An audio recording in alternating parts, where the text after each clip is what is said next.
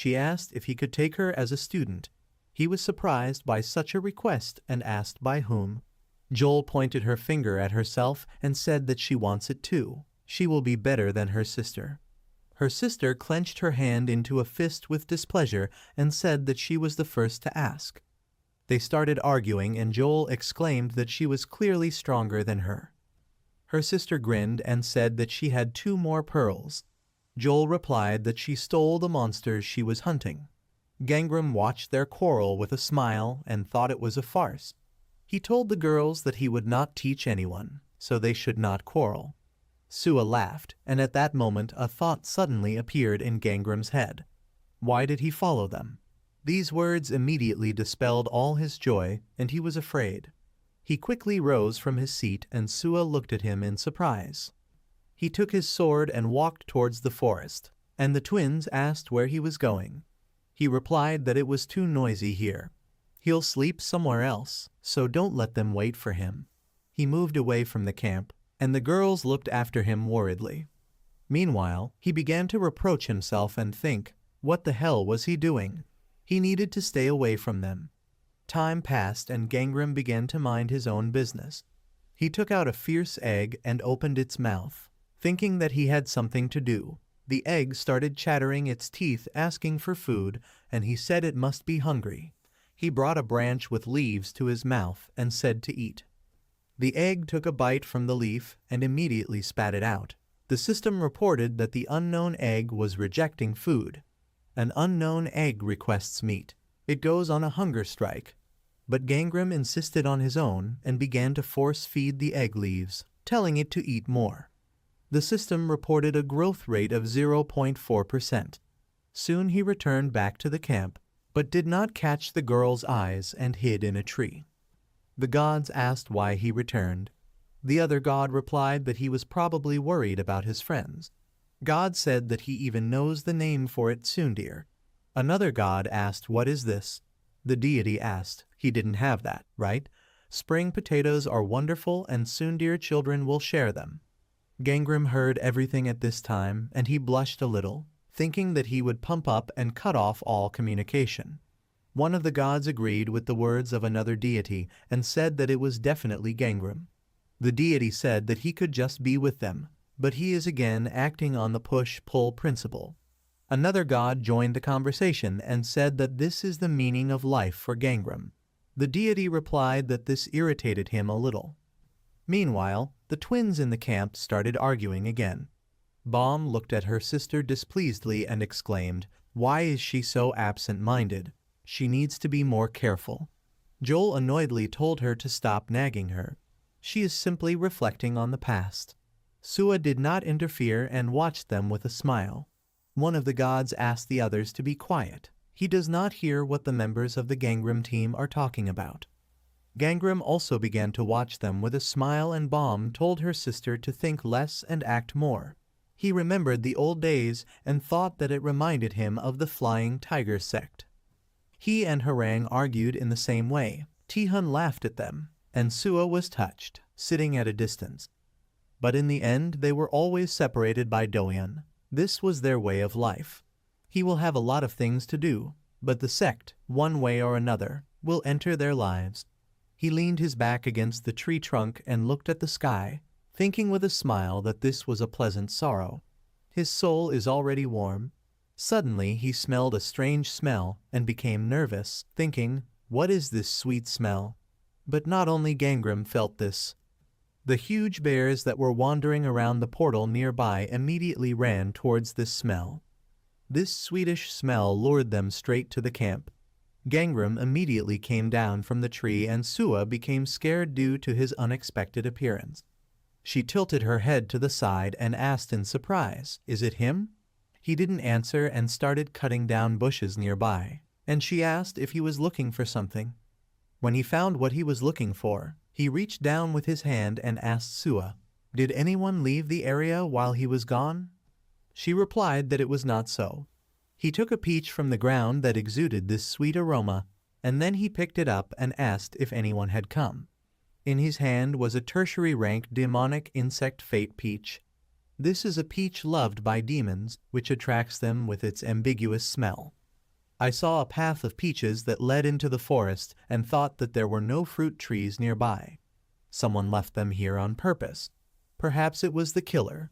He put the peach in his bag and thought maybe it was that idiot with the invisibility technique.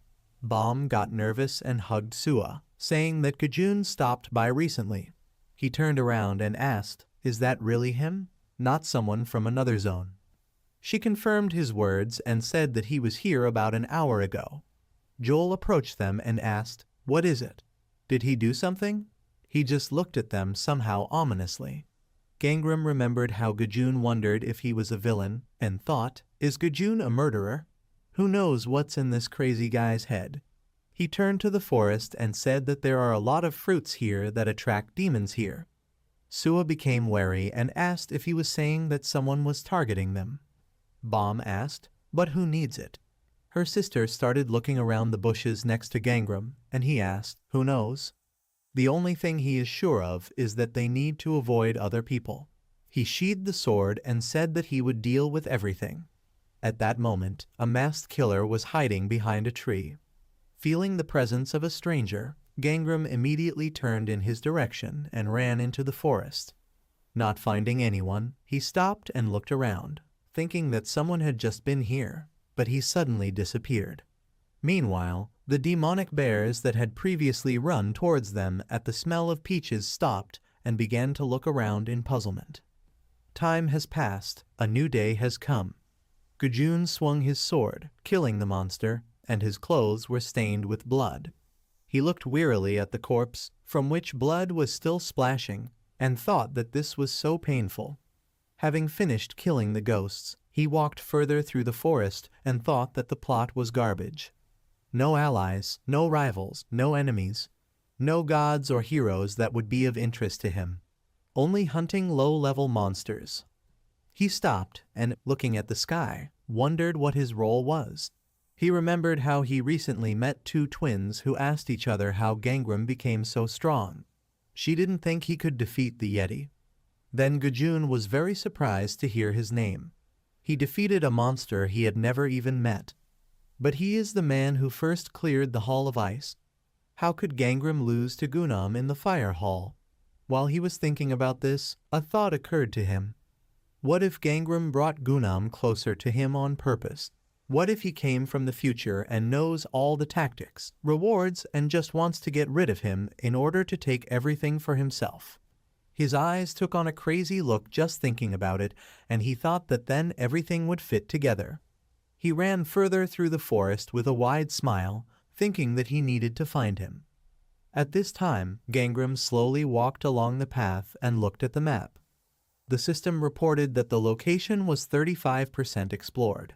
He continued to walk, carefully examining where everything was, and one of the gods asked when he would go hunting. He only has 200 pearls. Another deity asked displeasedly why he was staring at this map. It's more his thing. It's better to let him accept his obsession. Gangram replied that they would rather say who scattered the peaches here. One of the gods cleared his throat and replied that they had not seen anyone here at all. Gangram minimized the map and thought that he very much doubted it. He walked up to the trees and began to hit the trunk with his fists, and the deity asked what he was looking for. The same thing. Another god asked what the same thing was. He replied that it was a secret. After checking the trees, Gangram moved on, and the system reported that he had focused on a long search. His perception had been increased to level 25. His senses became heightened. He immediately smelled a metallic smell and froze in place, thinking, "Is this human blood?" He looked in the direction where the smell came from and activated his ability to steal fate. The search for the dead began. Following the smell, he came across a man covered in blood, lying on the ground and not moving. His gaze became fierce. He realized who it was and immediately created fire, throwing it onto his sword. He walked up to the lying man and swung his sword, but he quickly got up and parried the blow. It was a masked killer. The system reported that no dead people were found nearby. The killer waved his sword and said that if someone needs help, then he needs to check and not expose the blade. Gangram stepped back to avoid his blow and, calling him a murderer, told him to shut up. Before that, he still managed to wound him in the head, and the crack in his mask caught fire. The killer touched his mask and said that he quickly understood. How did he know that it was he who killed them? He took off his mask and looked at him with a smile, saying that he understands that he cannot leave witnesses. Under the mask of the killer, Yujun turned out to be Yujun, whom Gangram met earlier. Now the name of his deity was visible in his window, the horror of all living and dead. Yujun pounced on him and asked if he understood this. Gangram blocked his blow and saw his ability murderous tendencies. It has a primary rank demonic fate class. This ability allows him to absorb the characteristics and abilities of people he kills. It also accumulates karma when used. He gritted his teeth and cursed in his mind, thinking that his stats had doubled since their last meeting. Yujun attacked again, and Gangram parried the blow and exclaimed, "How many did he kill during this time?" Yujun was happy and asked, "Does he mean that he killed a lot of people?" Looking at his face, Gangram frowned and said that he really liked it. "Isn't hunting demons enough for him?" Yujun replied that it was fun too, so he tried to be quieter. But Lord Nakel gave him the strength to kill. He can only use the ability when killing. It would be remiss not to take advantage of this. Gangram lowered his hand and squeezed his sword tighter in anger, asking, "Just because of this?" Yujun asked why he was angry. If he had an ability that only activated when he killed others, what would he do? After these words, his body began to dissolve into thin air. Gangram pointed his sword at him, and soon he completely disappeared and the forest became quiet. Footsteps were heard nearby, and he turned his gaze towards the sound, saying that he spoke as if everyone was thinking along the same lines. But this is complete nonsense. His ability to heighten his senses was activated, and he thought that stealth allowed him to become invisible. He closed his eyes, listening to every sound, and with the thought that if he didn't see it, it didn't mean that it had disappeared. With such a thirst for blood, Yujun appeared behind him and had already swung his sword, but Gangram quickly turned around and blocked the blow, asking, "Does he think he doesn't see him?" Yujun asked with a grin how did he guess. "It's not bad." He disappeared again, and a second later appeared behind him and attacked him, exclaiming that killing him would be fun. He struck and asked how much stronger he would be when he was done with him. Gangram blocked the attack, gritting his teeth, and in his thoughts told him not to even dream about it. He continued to hold back the onslaught of his sword, but it was becoming increasingly difficult for him, and he thought that he needed to use the ability that he had stolen from the Yeti. The fighting instincts ability of the tertiary rank Phantom Fate class will fill him with the thirst for battle. If the opponent is stronger, their characteristics will be equal. The stronger the enemy, the more characteristics he will receive. The ability activated, Gangram's lips broke into a crazy smile, and his eyes turned a bright color. The system reported that the opponent was stronger and was filled with a thirst for battle. Noticing a sharp change in his opponent's behavior, Yujun became wary. He looked at the ominous aura emanating from him and immediately stepped back, asking what the hell. Gangram's sword lit up, and he told him with a big smile that he was quite strong. He attacked Yujun, and he exclaimed excitedly, why the hell did his aura change so suddenly? But Gangram seemed not to hear these words. He attacked him and thought that killing was so pleasant. When he struck again, Yujun blocked it, but had difficulty containing its power. A fiery clot appeared in Gangram's hand, and then swung and grabbed Yujun by the face, thinking that killing someone stronger than him was so pleasant. Because of his grip, Yujun fell backwards to the ground, but not before he managed to wound him in the chest. Gangram did not pay attention to the pain. His blood from the wound splashed onto Yujun's face, who, clutching his burnt face, exclaimed, "How is this possible? Why doesn't he dodge?" Gangram didn't care about the pain. He was obsessed with his imminent death, and with a smile pointed the tip of his sword at his neck to bring this moment closer. Suddenly, Gajun jumped out of the bushes nearby, waved his arms and called out to Gangram, saying that he had come to help. Gangram stopped when he heard the voice, and then turned around in surprise, sensing something. He saw the blue aura that came from Gajun. He immediately lost interest in Yujun and looked at Gajun with a wide smile, thinking that there was someone even stronger here. He dropped Yujun and quickly walked towards him, holding out his hand to him. Gajun placed his hand on the hilt of the second sword and exclaimed, "Is this some kind of competition between teams?" He pulled out his second sword and blocked Gangram's blow, asking with a smile, what should he do? He freed one hand from the sword and said that he had completely lost his head. After that, with a serious face, he punched Gangram in the face and said that he would bring him to his senses. From this blow, Gangram released the sword from his hands and then fell to the ground. Yujun meanwhile began to rise. Gajun looked at him with eyes sparkling with delight and asked, "Is that right?" Yujun ignored him and quickly ran into the forest, and Gajun said that the main villain was escaping. This is probably how the plot should be. Let him come back when he is stronger. Gangram, who was still lying on the ground, reached into his bag and took out a pill, and Gajun kicked him and asked if he was okay. They're allies now, right? Gangram swallowed the pill and the system reported that a healing item was used.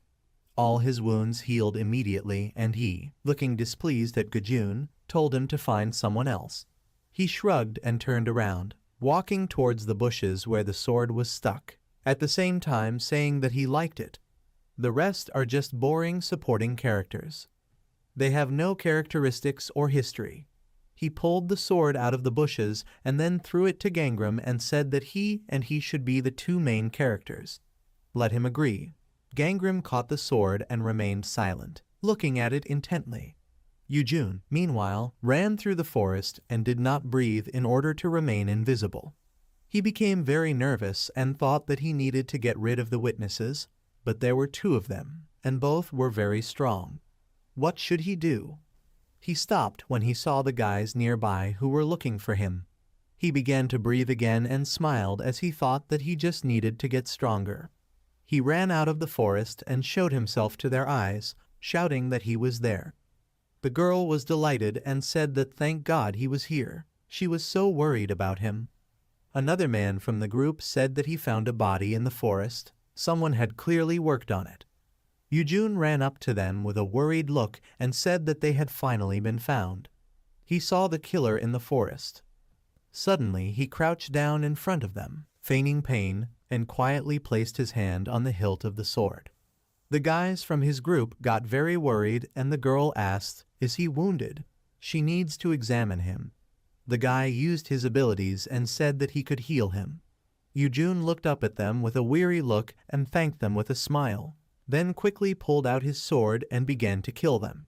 The corpse of the last member of the group fell to the ground and several different system windows appeared in front of Yujun, indicating that the ability to have a tendency to kill was activated.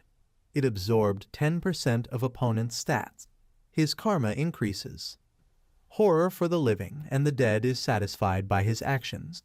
Yujun looked up at the sky in surprise, and when a necklace appeared on his neck, the system reported that the horror for the living and the dead had gifted him with a blade necklace.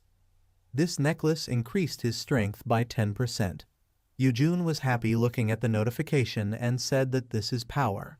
He smiled broadly and, thanking Nakul, said that Gangram was now in trouble. Suddenly one drop of water fell on his face. Then heavy rain began to pour and the forest became dark. The system reported that the energy of water was condensing around him.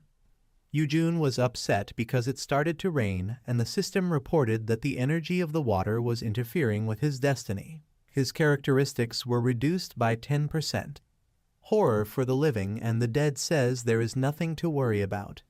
Gangram has a fire attribute, which has also become weaker. Upon hearing this, Yujun smiled and said that it was nice. Lightning thundered in the sky and he said that he needed to find him before the rain got worse. Gangram at this time cut down all the trees in the area with a sword.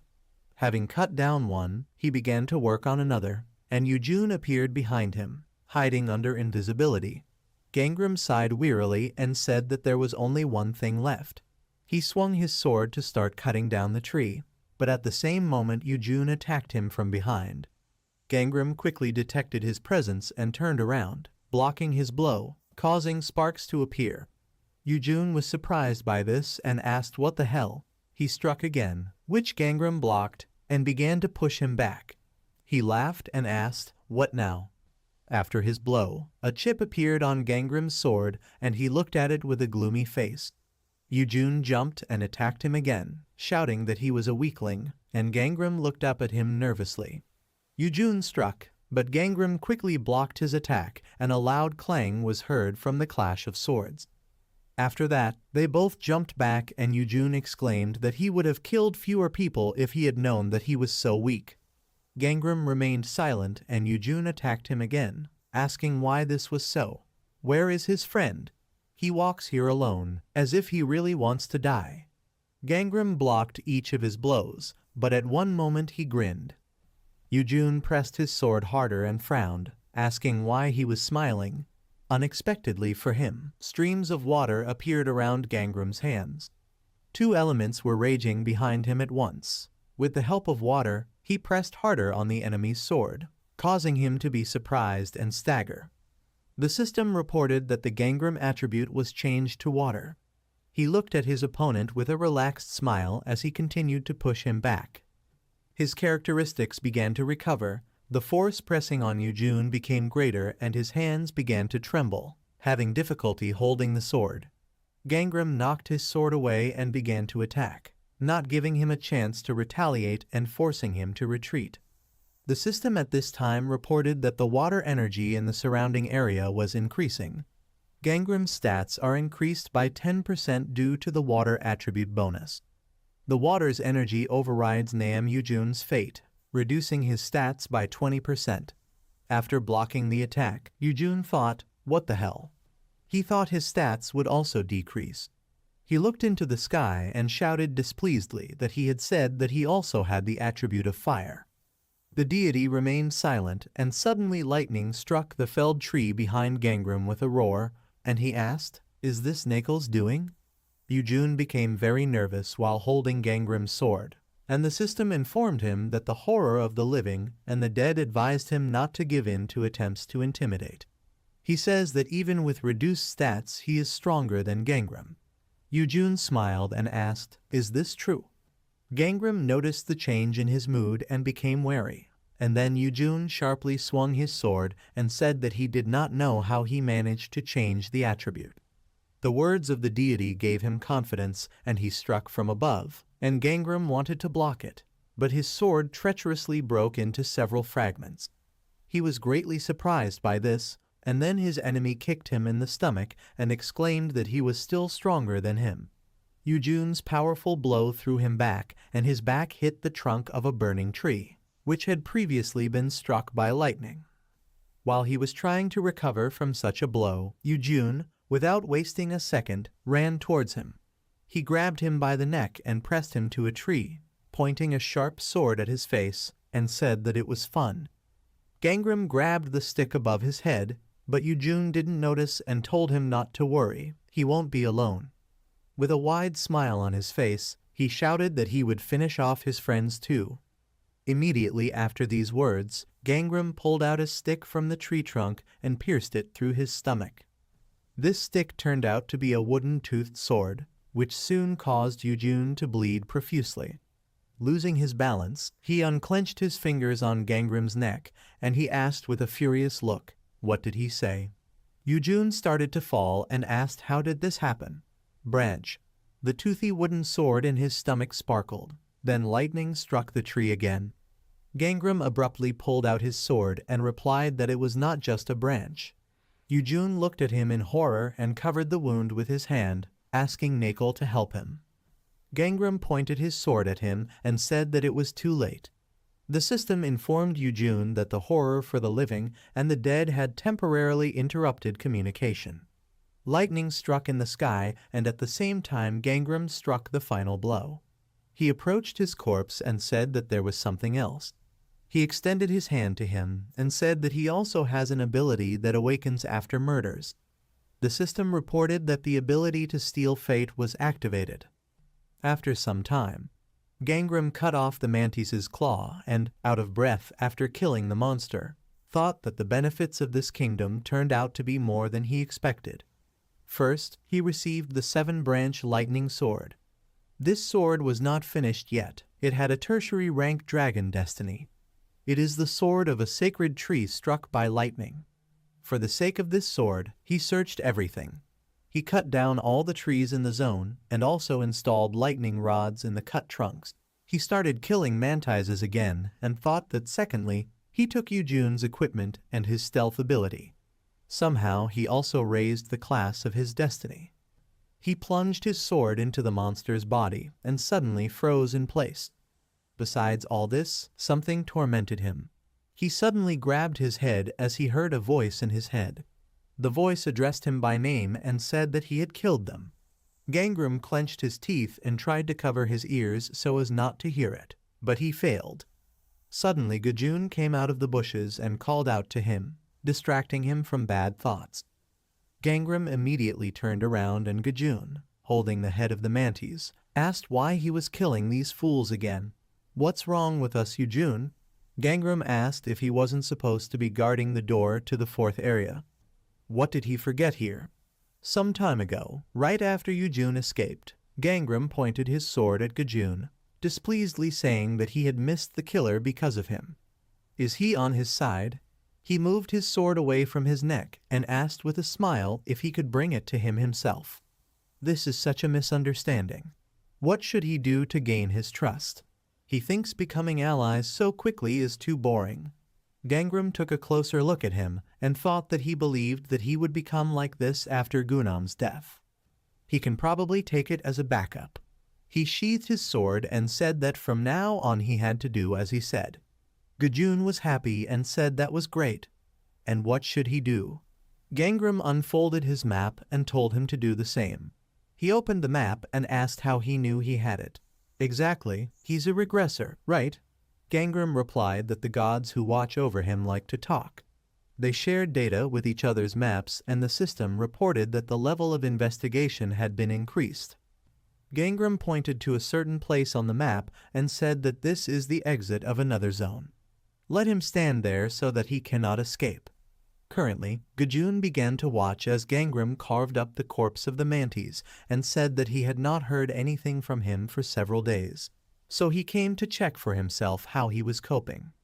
Gangram took the pearl from the corpse and said that he couldn't find it, so he concentrated on his task. It looks like he escaped.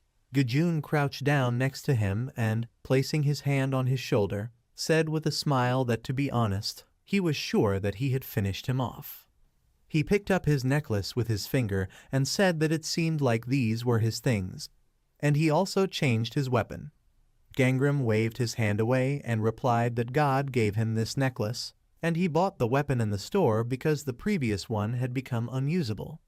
Gajun asked, "Is it really true?" He replied that he should not involve him in his imaginary world. After that he stood up and said that he did not know what had happened to him. Gajun did not believe it and replied that it would be as he said. He looked at his indifferent face from bottom to top, and then raised his hand to his chest and said that if he did kill him, then he could tell him he was on his side. Gangram peered into his face, sparkling with friendliness, and silence hung between them. Then he turned away from him and replied that nothing had happened. Stop pretending they're friends. Gajun smiled and said that he was so cold. He leaned his hands on his knees and stood up, saying that then it was time for him to collect pearls. He went into the forest and, waving goodbye, said that Sua was the first to finish the room. Gangram became interested and followed him with his gaze, and then picked up the last pearl and said that it was nice. The system reported that he had finished collecting and cleared the forest of swords from the room. Time passed. He had already managed to return back to the training center, and joyful cries from the twins were heard, asking him to take them as assistants. Gangram calmly sipped his coffee and replied that he did not agree. Bomb said that she will try. She will do whatever he says. She even bought him coffee. Her sister clenched her fists and asked, "Is it because they are weak?" But they have the blessing of the gods. Gangram became interested and, using the abilities of the Weapon of Fate, asked the gods. One of the girls said that she was blessed by the Maiden of the Hunt and the Moon, and her sister said that she was blessed by a bowstring soaked in sunlight. Gangram immediately realized that it was Apollo and Artemis. He smiled and said that they fit their characteristics perfectly, the names for sure. Baum leaned forward impatiently and asked, "So what?" Gangram pointed his finger up and said that it would be better if they asked their gods and not him. Baum got upset and asked why. Joel asked, "Then by what god is he blessed?" He replied that there was nothing. They asked why. He sighed with a smile and replied that he was not offered. Joel asked happily, "Is this true? What about the father of gods and humanity?" Baum looked at him worriedly, and a system window opened in front of her sister, from which she began to read that there is a synergy effect between people blessed by the same pantheon of gods. Baum noticed something in Gangram's expression and, without letting Joel finish, immediately covered her mouth with her hand. Joel lowered her hand and asked displeasedly what she was doing. Baum told Gangram with a smile that Sua isn't particularly interested in gods either. He waved his hand and replied that he didn't need that yet, and he didn't really want to be a mentor either. Baum looked at Gangram with concern and a little surprise and thought, did she hear correctly now? She remembered his nervous expression when Joel started talking about the gods, and thought, there must be a reason why they want a blessing. He sighed and told them that he had already said that he was not ready to teach anyone, so. He fell silent when suddenly a crash was heard from the direction of the gate. He and the girls turned their gaze towards the sound and saw an exhausted man fall out of the gate. Gangram began to rise from his seat to help him, and one of the girls asked in surprise what was there. "Is this the first room?" They looked closer and saw that at the entrance to the first room there was a man in the clothes of a priest named Johann Richter. They helped him sit on the stage, and Gangram, calling him father, asked if he was okay. He caught his breath and replied that everything was fine. He was grateful to them. Gangram asked if he still finds it difficult to kill monsters. Johann wearily straightened his hair and confirmed his words. He felt sad and lowered his gaze, saying that he was still scared to meet them. Gangram smiled and thought it was timely. Johann said that he had awakened, but he could not even kill monsters. He's so pathetic. Gangram extended his hand to him and with a wide smile asked if he could help him with the raid. One of the twins looked at him in surprise, and Johann, looking up at him in surprise, asked, "Is this true?" The twins were delighted, calling Gangram a master, and said that they would help too. He replied that they had better go hunting. He will think about their continuation. The girls ran away joyfully, and Gangram, looking after them, repeated in his thoughts what he would think. Johann asked, "Is he sure?" "He will only be ballast." Gangram thought about it, and remembering how Gajun helped him, he thought that he would do what Gajun did in his previous life. He used his detect fate ability with a smirk and replied that they should help each other. Johann burst into tears of joy and folded his hands in prayer, calling him a child, and at that time he saw his ability. He has a tertiary rank Dragon Fate class, as well as an Earth attribute. Divine name, Holy Protector of Doctors and Travelers. He asked, then they won't waste time. He also saw the Holy Father's ability called the Healing Hand. This ability's class is primary rank Ghost Fate. It cures paralysis, bleeding, and poison. The higher the class of the spell, the less mana it needs to use. The leader of the second team and 2 inspectors, meanwhile, gathered in the break room and began to drink coffee. One of them turned to the leader and said that he was in a good mood today. He answered with a smile that it was because the first person to finish the room was from their zone. Sungti added that it is much faster than in the first zone. Gongju brought the coffee cup to his face and agreed, saying it was great. There was a slam of the door, and he squeezed his glass in rage when he saw who had entered. The woman noticed him and said that the princess leader was also here.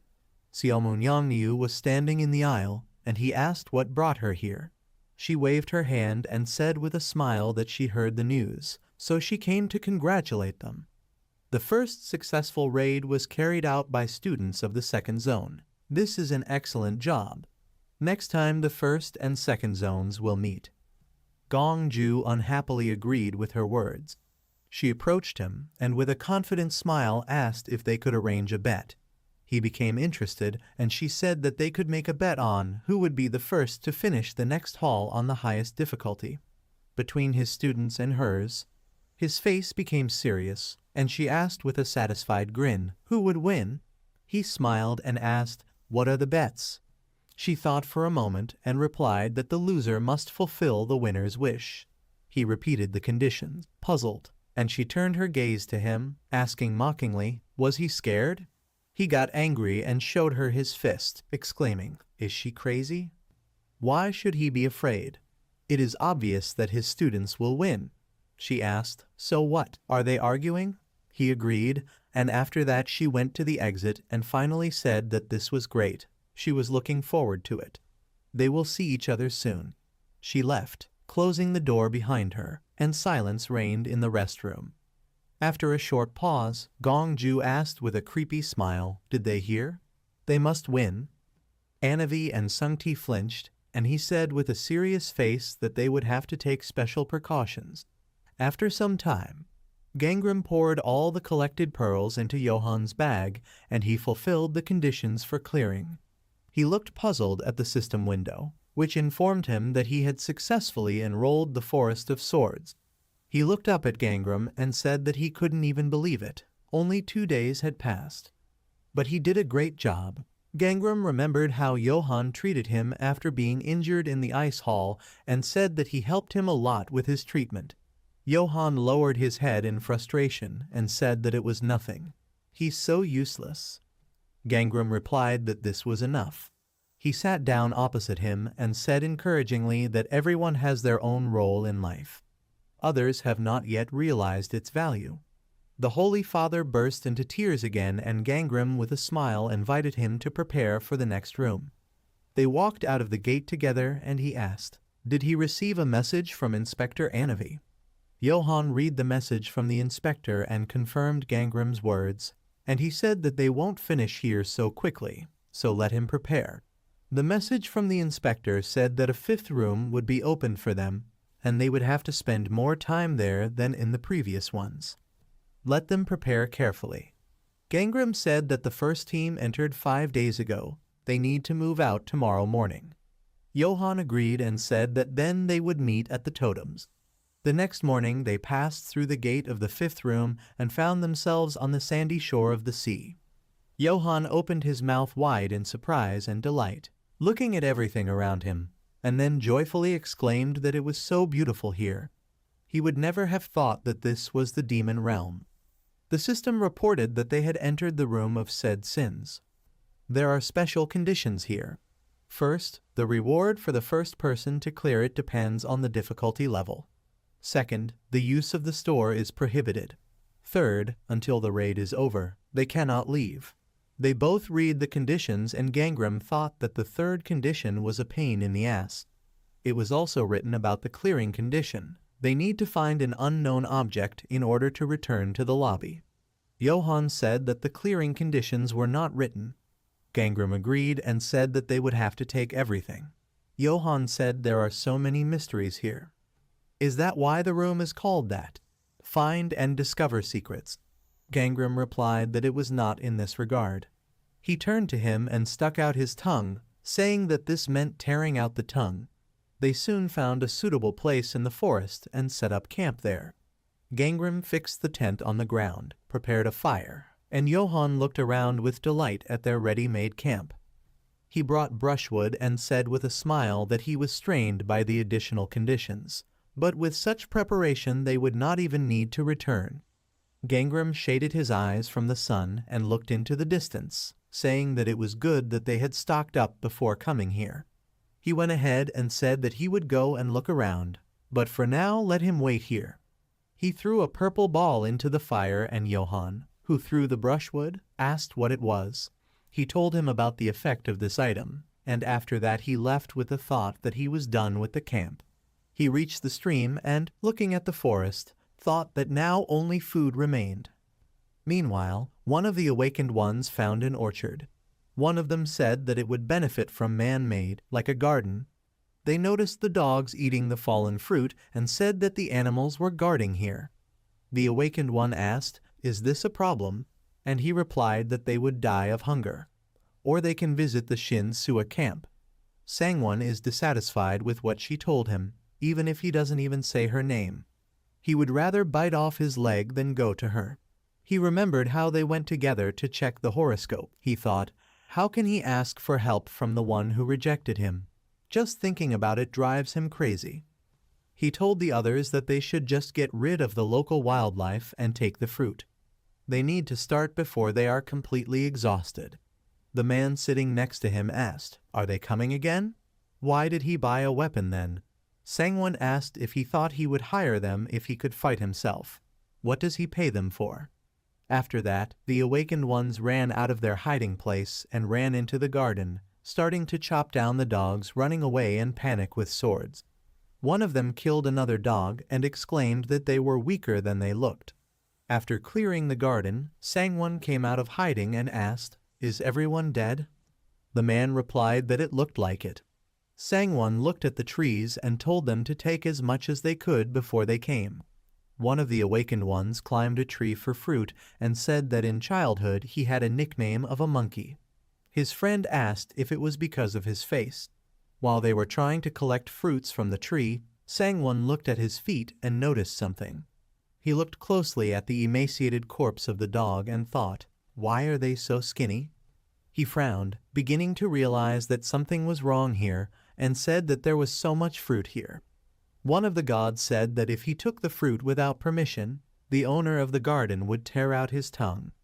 Sangwon noticed the dogs had collars on their necks and repeated, "Master." Immediately after this, the clatter of monsters' steps was heard from the direction of the forest, and Sangwon turned around nervously. And the god said that this was so uncivilized. Let him run before he loses his tongue. The monsters came out of the shadows of the trees, and now one could see that they were ferocious monkeys. A huge troop of monkeys quickly ran towards them, drooling. Sangwon became very worried and turned to his comrades, loudly shouting for them to run. They immediately climbed down from the tree and ran away from the garden, and the monkeys followed them. While they were running, Sangwon was overtaken by his comrades, and he ended up behind everyone. The monkeys began to catch up with him, and he asked to wait. They must protect him. But they ignored him and ran on, and then one of the monkeys grabbed him, and he shouted that they were useless idiots. Suddenly, the monster froze in place, looking for something in the forest. A second later, Gangram plunged his sword into the monkey's throat, and Sangwon looked in horror at the blade above him. Tears flowed from his eyes, and Gangram said that he sees that his destiny is to help others. He smiled and said that he was lucky, but in future he should be more careful. Sangwon recognized him and remembered how he destroyed his future with Sua by telling his horoscope. He quickly wiped his tears and asked what the hell. No one asked for it. He thinks he will just forget everything because he helped him once. Gangram pulled his sword from the monster's neck and told him to be quiet. He is unlikely to help, even if he begs on his knees. Sangwon called him an idiot and wanted to say something, but at that moment Gangram struck the monster and blood sprayed, causing him to fall silent. He began to chop down the approaching monsters and asked Sangwon, "How long will he stand?" He remained silent, and 3 silhouettes appeared on the path running towards him. His friends ran to him and helped him up, asking if he was okay. One of them apologized and said that he had not noticed that he was behind, but he survived thanks to Gangram. Hearing these words, Sangwon gritted his teeth in anger, and then grinned and clenched his hand into a fist, saying that he would not forgive him. Gangram was still dealing with the monkeys at this time and used his fire attribute, throwing several monkeys away from him with a swing of his sword. 2 monsters approached him from behind, but he noticed this and, having killed the monsters in front, extended his free hand back and burned the monkeys. When no one else began to attack, he sheathed the sword and thought, "Is that all?" He should feed the egg while no one is around. He took the egg out of the bag and untied its mouth, and it, seeing the roasted corpses of the monkeys, smiled broadly and began to drool. But Gangram quickly destroyed the egg's dreams by bringing a green fruit to its mouth and telling it to eat. The egg did not resist and took a bite of the fruit, and Gangram sighed heavily and, looking at the corpses, said that he would get them.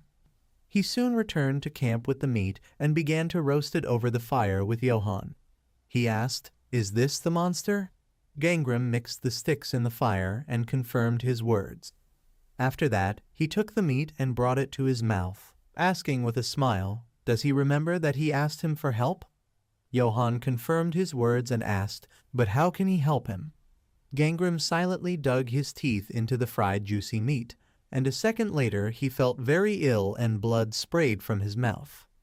Johan was very frightened and called out to him in concern, reaching out to him with his hands. Gangram wiped the blood from his face and said that all the monsters here have poison in their veins.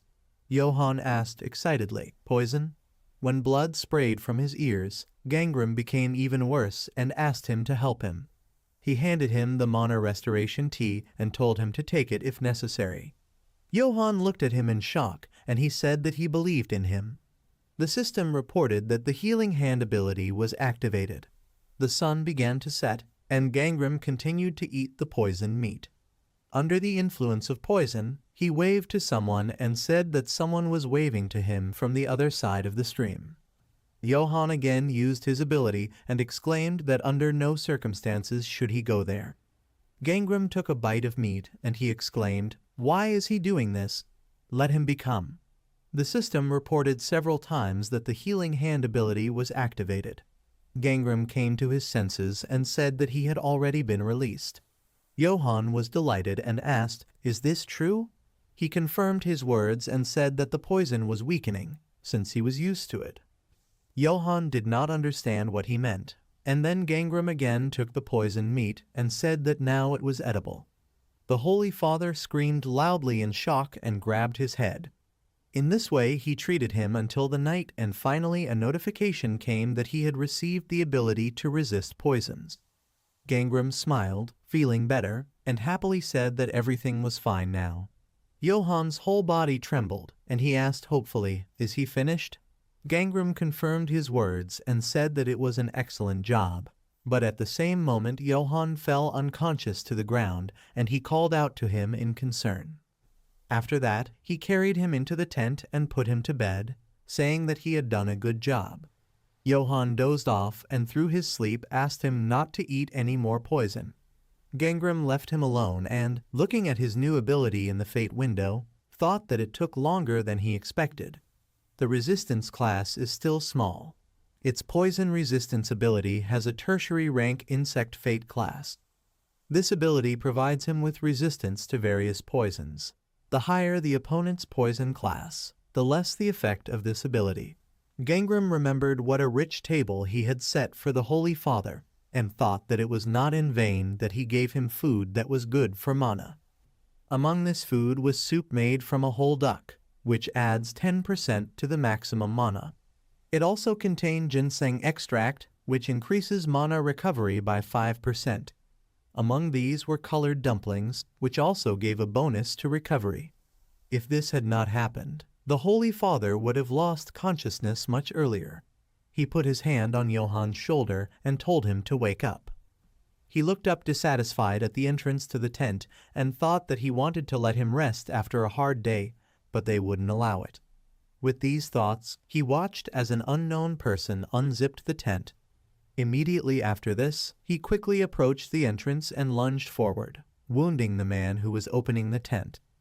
The man screamed loudly and Johan woke up from the noise, so the first thing he asked was what was happening. Gangram looked outside and said that he knew they would come. There was a group of 4 people standing outside the tent, and he said it was an ambush. He turned to the Holy Father with a serious face and said that he would deal with them, and let him stay here. If something happens, let him shout. Johan excitedly adjusted his glasses and agreed, after which Gangram left the tent to the awakened ones who attacked him, who thought that they were sleeping. He did not recognize their faces and thought that he did not remember these guys. Are they from the first zone? The wounded awakened one, who has a primary rank human destiny, said that they will leave here if they give them food. The guy next to him, who had a tertiary rank ghostly fate, agreed with his comrade's words and said that they were thieves, not murderers. Gangram grinned and asked, "Are they saying that they are not killers? They will die without food." He thought that in his past life, the conflict from the first zone ended very badly. He asked, "What if he doesn't agree?" The man squeezed his blade tighter, and then they all rushed to attack, and he shouted that then they would take it by force. The attacker swung his blade, but Gangram ducked and approached him. Immediately after that he straightened up and hit him on the head. Then he hit him face first on his knee. He became wary and thought it was strange. He struck the hilt of his sword at his attacker with the thought that with their class and skills they could easily find food. Are their hands just itching? Having dealt with one, he lit a flame in his hand and aimed at the guy who swung his sword at him. He immediately approached his opponent and knocked his sword aside, and he shouted to his comrades that he was too strong. The awakened cursed and began to run away, saying that they would return and report everything to the captain. Heard this, Gangram became distracted and thought about it, and immediately after that the attackers threw a smoking ball directly into his burning hand. There was a loud bang from the explosion, and the entire area around was immediately filled with smoke. At this time, Johann continued to sit in the tent and pray, nervously clutching the cross in his hands. As soon as he heard an explosion outside, he immediately looked in the direction of the sound. Without hesitation, he went to the exit of the tent and asked Gangram if he was okay. "He's already coming." But suddenly he stopped, remembering how he told him not to stick his head out. His face darkened, and he wondered what he would do even if he got out. Of course, that's why he left it there. He clenched his hand into a fist and pursed his lips, thinking that he was ballast. Some sounds were heard, but he still did not dare to go out and thought, was it really right to hide like that? A second later, Gangram sharply pulled the tent fabric aside and let smoke inside. Johann looked up at Gangram in surprise and concern, examining him. He closed his eyes and cleared his throat from the smoke, saying that they were smoke bombs for escape. The Holy Father asked if he was hurt. He replied that he was fine. He went inside and closed the entrance, and Johann asked why he thought they attacked. He replied that they wanted their food. Johann thought about this, and Gangram said that the collision of zones in the last room ended very badly, or rather with murder. The Holy Father recoiled in horror and exclaimed, "Murder?" Gangram said that the same thing could happen here, so he should be wary of strangers. Johann became even more worried and, sighing heavily, looked away and said that he thought he shouldn't have taken it. Gangram sat down opposite him and asked why. Johann lowered his head and said that he was only bothering him. And what is the point of these trainings if he undergoes them with his help? It seems that Anavi was right when she said that people who don't want to fight don't need their abilities. Gangram frowned and raised one eyebrow, wondering what kind of nonsense he was talking about. He called him father and put his hand on his shoulder. Johann looked up at him and he asked, does he remember what he told him? Others have not yet realized its benefits. Now people are treated with the help of totems, and medicines are also given out everywhere. What happens after training? Johann remained silent, looking at Gangram in surprise, and he said that everything would be serious. When the people realize how expensive the potions are, the people who kicked him out will regret it. Johann waved his hands and stammered that he had left on his own. Then Gangram stood up and said that he fights, and he heals. He smiled and said that he did not like this nonsense with fate, destiny, and the like, but he could confidently say that in the future he would save a lot of people. Does he still want to give up? After listening to him, Johann began to understand his worth and thought, can he help people? He became confident in his abilities and exclaimed that this was not true. He would never give up. His look became confident, and he asked Gangram to help him. He agreed and said that he would also need his help. Tomorrow there will be even more poison. Johann became nervous and asked him to repeat it. 3 days later, Sua's tent was located in a large clearing in the middle of the forest. The twins went inside and took off their camouflage, telling Sua that they were there. She turned to them with a smile and congratulated them on their return. Did they find something? Bomb closed her eyes and answered in disappointment that this was not so. She thinks they need to go deeper. Joel crossed her arms over her chest and said that everyone here is so weak, help from them is useless. Bomb told her not to say that, they are trying to help. Her sister sighed wearily and said that she thought so too. Let her not deceive herself. Bomb remained silent, realizing that she was right, and then said that if they go with the master, it will be faster and easier to learn. But he is probably already somewhere far away. Joel asked displeasedly. Now she understands. She's thinking the same thing. Sua thought about it and said that they should try while Gangram took care of business in the previous rooms. The twins asked when she thought he would return. She answered with a smile that she didn't know, maybe today. Suddenly voices were heard outside asking, "How did he get here?" After that, some more sounds were heard and the twins, along with Sua, looked expectantly towards the entrance. Gajun opened the entrance to the tent and called out to Sua. She looked at him in surprise, not expecting to see him here, and he asked with a smile, "Have they seen Gangram here?" Sua's face became dissatisfied, and he, seeing her reaction, said that he thinks that this is not so. Joel slammed her palms on the table with displeasure and loudly exclaimed, "How did he pass all the traps?" He replied that he had neutralized them. They should have tried harder. Sua became wary and asked why he came. He waved his hand and replied that he was looking for Gangram. He thoughtfully raised his hand to his face and said that he thought he would be here. The gods said something about this place. Sua crossed her arms and replied that they didn't see him. He asked how they thought he would come if he got rid of a couple of minor characters.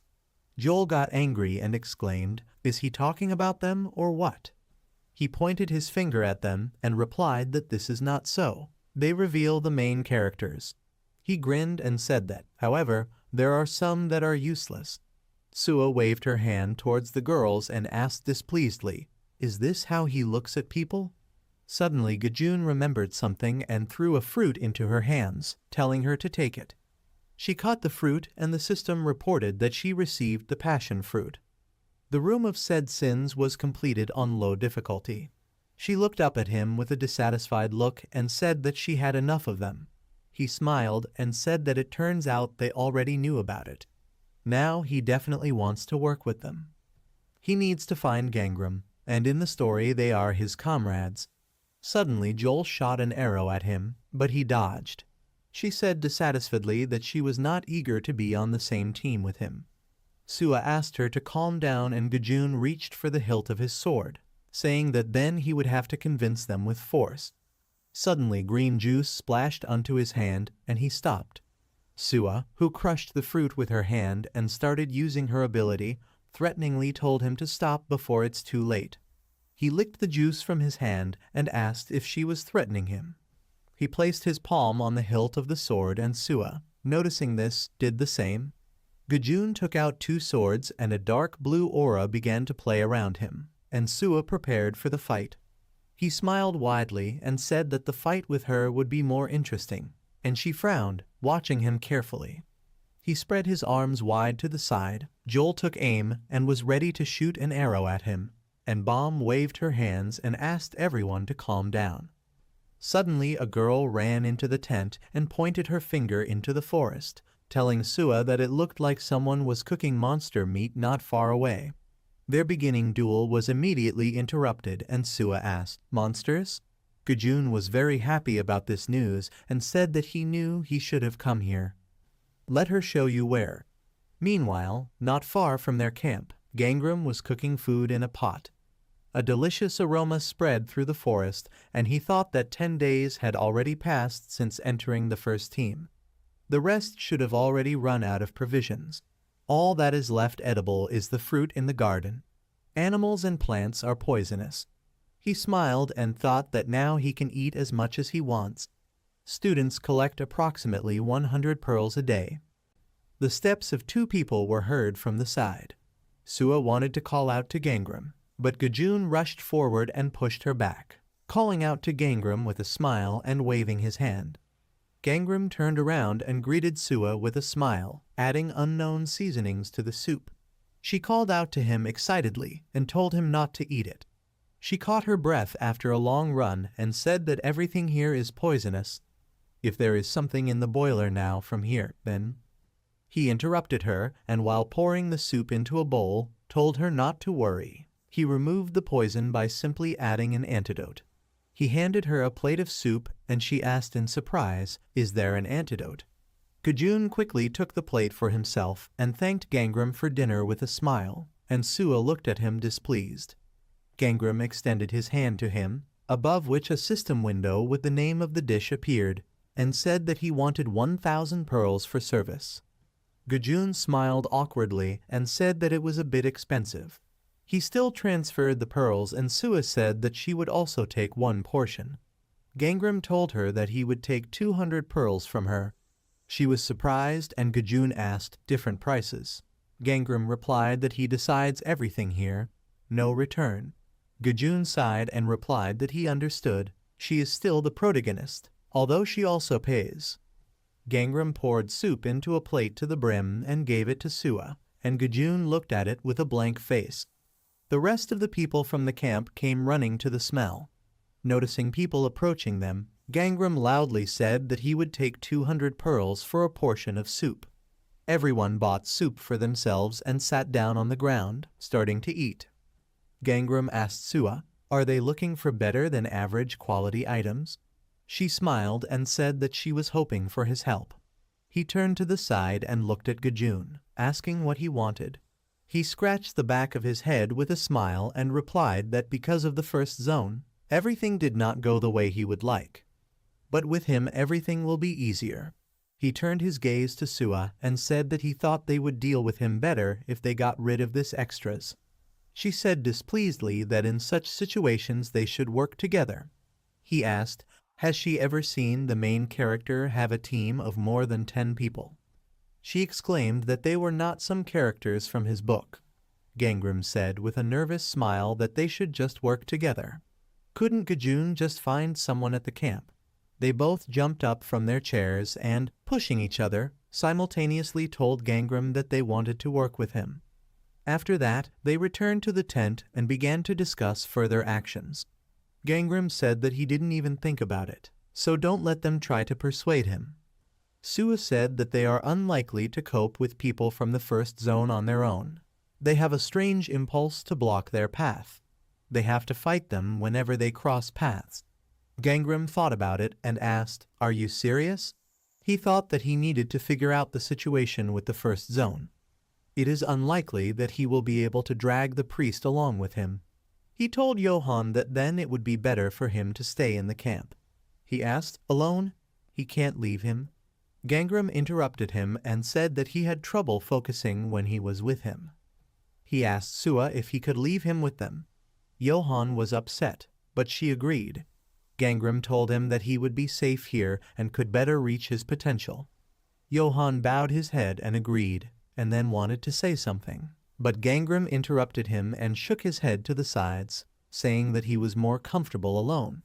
He left the tent and Sua finally asked him to let them know if anything happened. He nodded and then went on his way. After some time, breaking through the monsters, he went deep into the garden, where fruits of a different kind grew. One of the gods told him that he had become stronger. Another god said that these monsters are too weak. Let him go deeper. The deity asked, "Will they be strong there?" He replied that it was a lot. Gangram ignored them and took a bite of the fruit, thinking it was green fruit. He's already nearby. At that moment his heightened senses activated and he froze in place when he sensed something was wrong. He turned sharply to the side where there was a black silhouette among the trees and thought, "Is it that close?" From the steps of the monster, a tree fell behind Gangram, and he, looking at it in surprise, thought he got so close, but he didn't notice. This is impossible. He pulled out his sword and grinned nervously, thinking, but where did he come from? A huge gorilla jumped out of the forest towards him and raised his hand and grabbed the tree trunk with the other. Gangram at that moment held his breath and became invisible. The monster froze in place, looking puzzled at the place where he had just been. He saw his half-eaten fruit on the ground and began to look around in search of it. At this time, Gangram climbed onto the tree that the monster was holding in his hands, and then set the foliage on fire. The huge gorilla looked in shock at the tree that suddenly caught fire for some reason, and at that time Gangram jumped behind the monster and took out a sword. He swung it sharply from top to bottom and blood gushed from the monster's neck. He easily cut off the monster's head and was surprised, thinking that this turns out to be such excellent objects. He landed on the ground along with the monster's head and thought that he would not be able to use this sword against the people from the first zone. He doesn't think anyone will survive if he uses it. Putting the sword in his bag and wondering, then what should he do now? Find out where he came from? Some time after that, he climbed a tree and picked a blue fruit. The system reported that he received the item Heavenly Aromatic Fruit. He completed Hall of Said Sins on medium difficulty. Sitting on a branch, he put one fruit in the bag, and began to eat the second one and thought that first he would finish resisting the poison. Has the first zone arrived here yet? It is clear that the fruits have been picked from the trees. One of the gods asked why he was eating a raid item. Gangram picked the fruit again, and the system reported that he used the Heavenly Aromatic Fruit. Mana and experience increased. Poison resistance has been improved. Another god said he used it to increase mana and poison resistance. He thinks that's why the agency chose this place. Gangram continued to eat the fruits one by one, but he was already getting sick, and the gods asked how much he was going to eat. His mouth is already watering just at the sight. When he bit the fruit again, a message popped up in front of him that the ability class of poison resistance had been increased to the fate of a primary rank insect. Immediately after that, he leaned down and spat out the chewed fruit, and then a man's scream was heard. The guy from the first zone rubbed his hand over his face, on which the fruit mass fell, and his friend exclaimed, "What the hell? Did a piece of fruit fly into it?" He looked up at the tree and, seeing Gangram there, called his name and asked if he was from the second zone. Gangram asked how he knew his name. The guy replied that it didn't matter. Their leader is eager to communicate with him. Will he go with them? He pointed his finger at his friend, who was wiping his face with a handkerchief, and said that if he agreed, they would pretend that this did not happen. His friend said displeasedly that it was up to him to decide. One of them asked, "Do they remember the guys from the first team running away from him?" They said it was too strong. Gangram did not answer and thought, "Leader? Could he be one of those who ambushed him on the first day?" One of the gods admired him and said that Gangram has an ego. The other god said that he didn't seem to care at all. Gangram became interested in their proposal and came down from the tree, saying that he would go.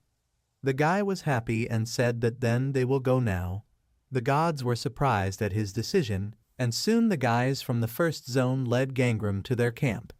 All the people they passed by cast interested glances at Gangram, and he thought that there were twice as many people here as in their zone. They peer, but don't look scared.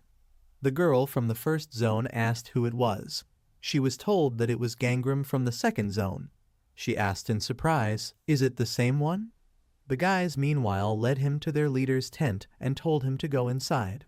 He moved the cloth aside and went inside and immediately saw a muscular man named Hong Dihun wiping his weapon with a cloth. Seeing him, Dihun asked, "Is he Gangram, right?"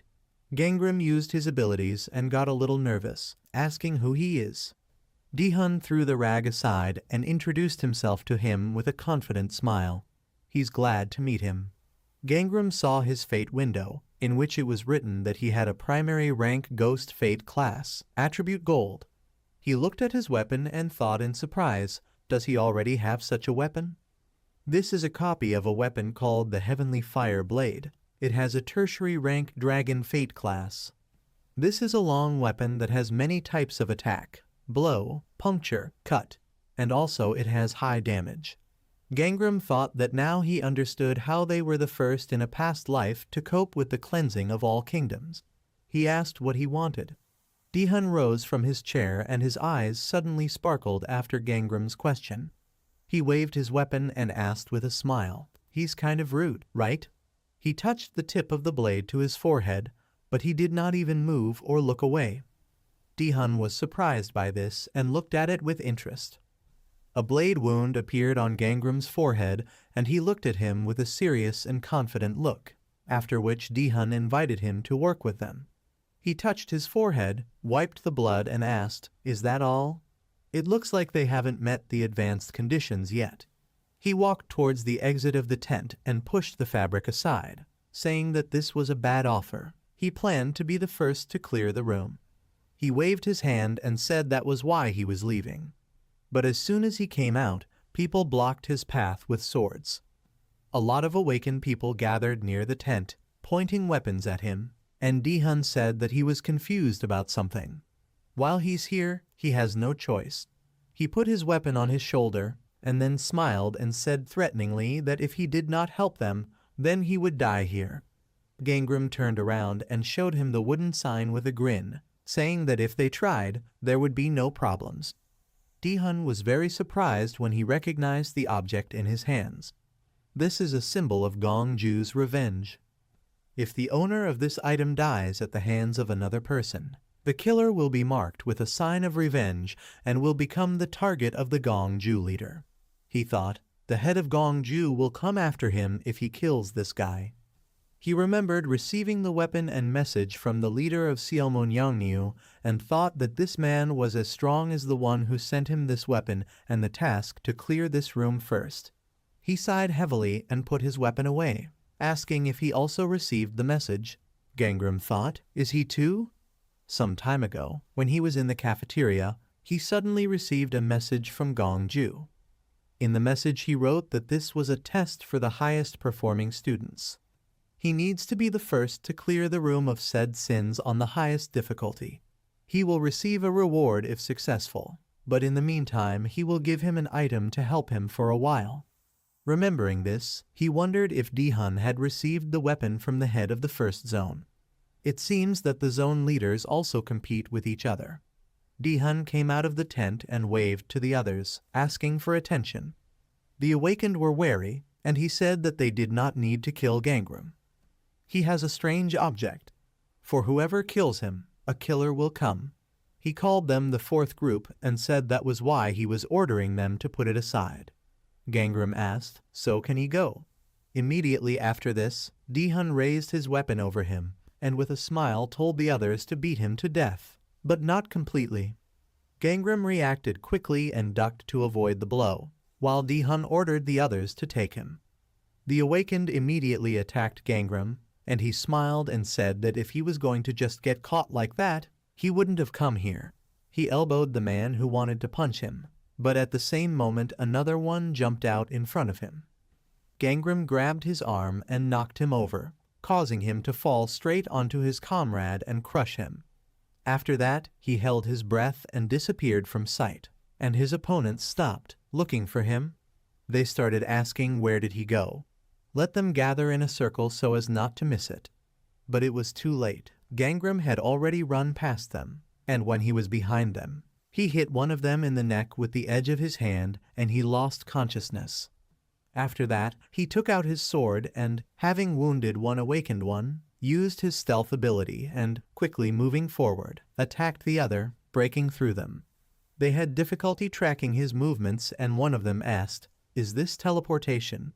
Because of his invisibility, the awakened ones could not detect him in such a commotion and Dihun cursed loudly, telling them to get together. They should not scatter. He doesn't disappear, they just don't see him. They can't let him go. Gangram at this time was still using invisibility and headed towards the tent. He took out a peach from his bag and thought with a smile that it was already late. He began to scatter the fruits, but they didn't even notice it and began to trample them. A sweet aroma immediately appeared in the air, and they found traces of juice on the ground and began to ask what it was. Smells like something sweet. Gangram meanwhile hid behind a tent and summoned a flame in his hand with the thought that he had always wondered why his zone and the first were always on such bad terms. But now he understands that the agency was playing them off. He slowly left the camp, having first started an arson, and behind him were heard screams that the animals were advancing. There was a fire here. Someone shouted to them to put out the fire first. Moving away from the camp, Gangram deactivated his invisibility ability and gritted his teeth, thinking that Sua was saying that people were held hostage and killed here. His gaze became angry, and he thought that this was all for a simple reward. He can't let this happen again just because of some reward. But what should he do? He soon returned to the second zone camp and emptied all the blue fruits he had collected from his bag. He waved his hand and asked everyone to listen to him. As they already know, there are people here from other zones.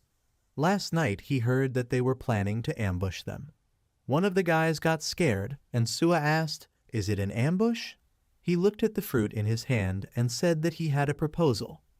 It will give everyone a heavenly aromatic fruit. It will allow them to clear the room on medium difficulty. It's all free. They were surprised and asked, "Is it free?" He recently sold soup for 200 pearls. He asked why don't they get out before they arrive. There's enough fruit for everyone, so let them tell others who's not here, and he will go until he changes his mind. The joyful guys took the fruit and thanked Gangram. He was about to leave, but Sua ran up to him and asked him to wait. She asked, will he also clear the room on medium difficulty? He turned around and asked why it was so important to her. He thought that she wasn't the type to set up her teammate for someone else. Moreover, she cannot be driven by greed. He walked into the forest and waved at her, saying that he wasn't even on their team.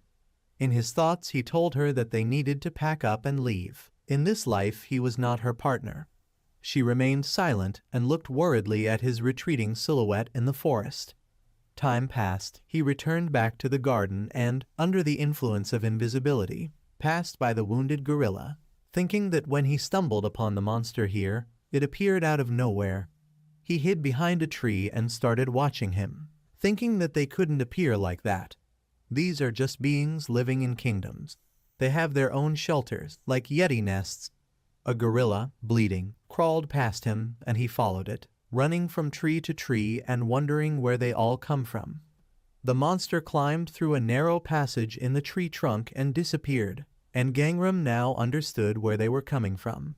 He approached the tree and tried to crawl inside, but it was difficult for him, and he thought, how did he get here? Suddenly the tree sucked him in, and he quickly found himself inside, starting to fall down the trunk with thoughts that there was more space here than he had imagined. Finally he landed and walked forward, lighting his path with fire. He touched the bark of the tree and walked towards the exit where the light came from. His face lit up and pink petals flew inside. The sight he saw outside amazed him very much. He came out into a clearing, in the middle of which grew a huge tree with pink foliage. The gods said that the view here is so mesmerizing. Has this always been the place? Don't monsters live here? Red-green fruits grew on the tree and Gangram noticed them. He came closer and the gods told him to be careful. Monsters could appear out of nowhere. He thought that this is not so. For them it is just a passage. They are not fighting here. A poisonous haze began to emanate from the tree and he grinned, thinking that this was the most dangerous place in this demon realm. He noticed another narrow passage at the roots of the tree and wondered if the monsters were even deeper. After that, with the help of a sword, he climbed the tree and picked the fruit. The system reported that he received fruit of all flavors. He met the clearing conditions for the room on hard difficulty. He jumped down and thought that now he just needed to leave unnoticed. But as soon as he landed, an explosion thundered from the entrance to the clearing. From the explosion, dust rose and smoke appeared, and as soon as it cleared, Dihun came out, holding a girl in his hands, and behind him were members of his group. He smiled and thanked Gangram. Without him, he would not have found this place. Gangram frowned and asked if he was following him. Dihun confirmed his words and said that he shut up on him on the way to the second zone. Gangram looked down and finally noticed the girl he was holding in his hands. It was Joel. When he saw her, he froze in place and his face darkened. In horror, he released the fruit from his hands and it fell to the ground with a dull thud. Dihun said that since he couldn't kill him, he would kill his friends. What does he think about this? He lifted Joel and, putting a blade to her neck, said that she would live if he gave the fruit. Gangram looked at him in horror, and then replied that he had nothing to give him. He crushed the fruit with his foot, and then pointed his finger at the tree and said that if he wanted, then let him take it himself. Let him take as much as his heart desires. Dihun asked his group, did they hear everything? He will take it upon himself, and let them take the fruit. Members of his group ran to the tree and said that they were on their way. One of them turned around and joyfully exclaimed that they could finally return. Another guy asked Dihun if he would share a share with them. He confirmed their words and Gangram told him to let Joel go. He replied that first let him throw down his weapon. Then he threw her on the ground and said that he had to pick her up himself. With a wide smile on his face, he pointed the weapon at her and said that he could do this, if he had the courage, of course. Without hesitation for a second, Gangram pulled out his sword from its sheath and threw it to the ground. Dihun was surprised that he agreed to this so easily, and at that time he sat down next to Joel and put her head on his lap, spreading her eyelids. He called her, but she did not respond. Then he opened her mouth wider, and then poured the antidote from the bag directly into her mouth. Dihun asked what he just fed her. Gangram lifted her up and replied that it was an antidote. Dihun grinned and said that he didn't poison her. Before he could finish speaking, the members of his group fell from the tree with a roar. He turned his gaze in their direction and, seeing several more people falling to the ground, loudly asked what was wrong with them. One of them said that he could not see anything, and the guy next to him grabbed his head and said that he was dizzy. Dihun immediately thought that this was the work of Gangram and shouted loudly, "What the hell did he do?" At the same moment, blood sprayed from his mouth and the system notified that he had been inhaling fruit vapors of all aromas for too long. Gangram looked up at him and asked with a smile, did he understand after all? Poisonous steam was circling next to them all this time, and Dihun did not even suspect it. The system reported that poisonous fumes from fruits of all flavors surrounded him.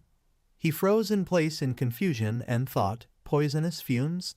But why? So he knew all this?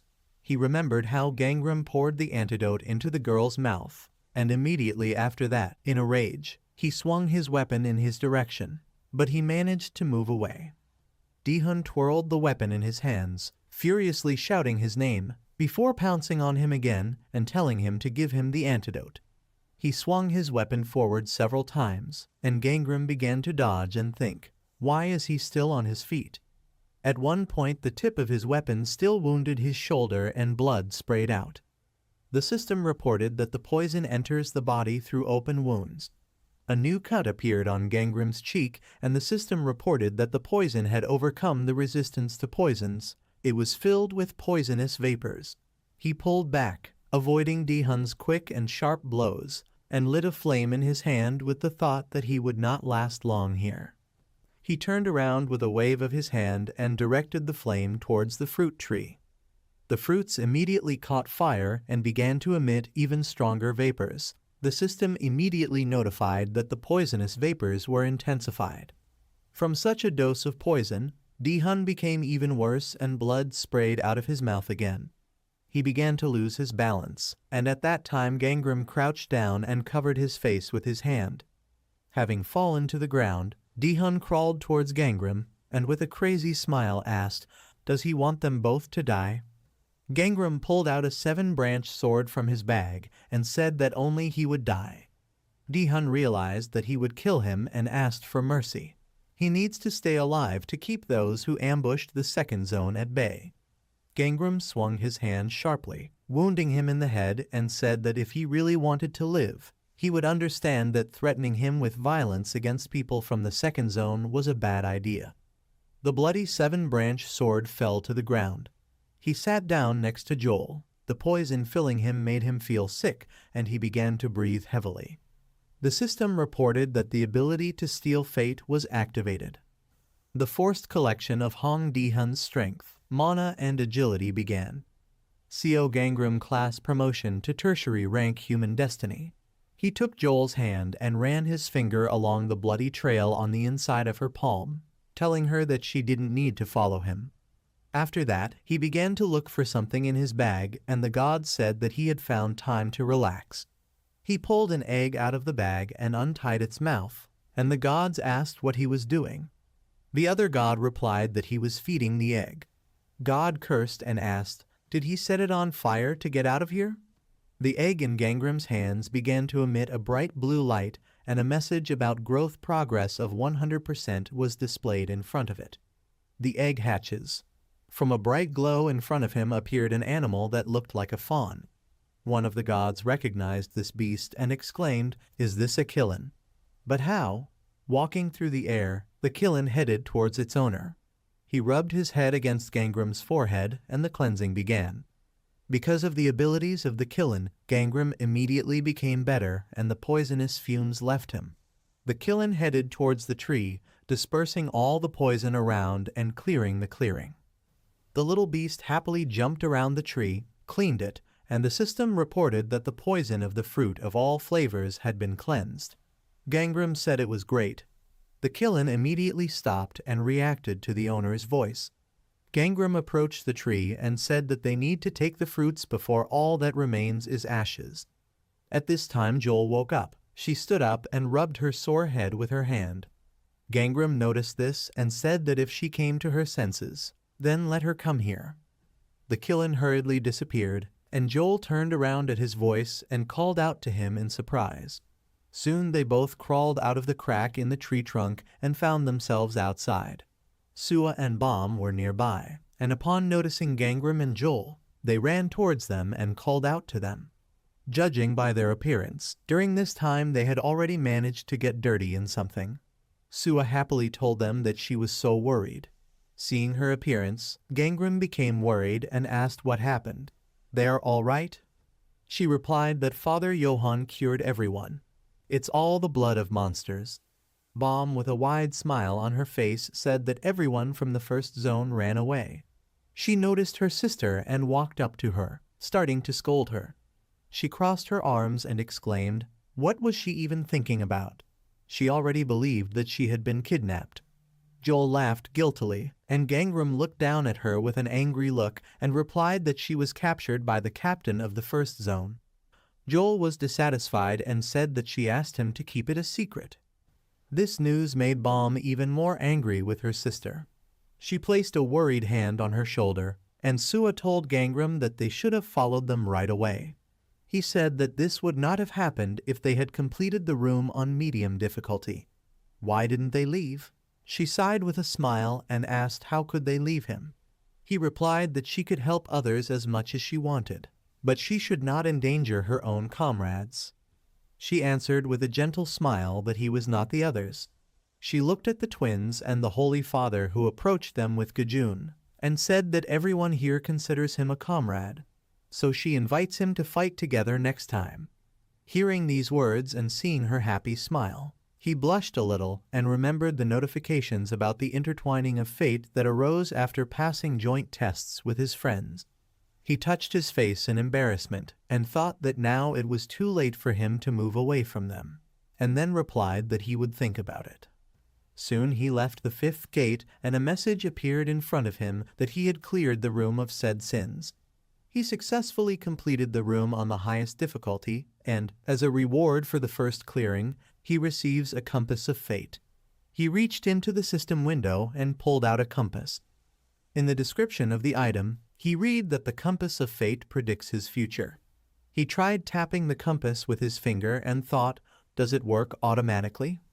For some reason he can't use it.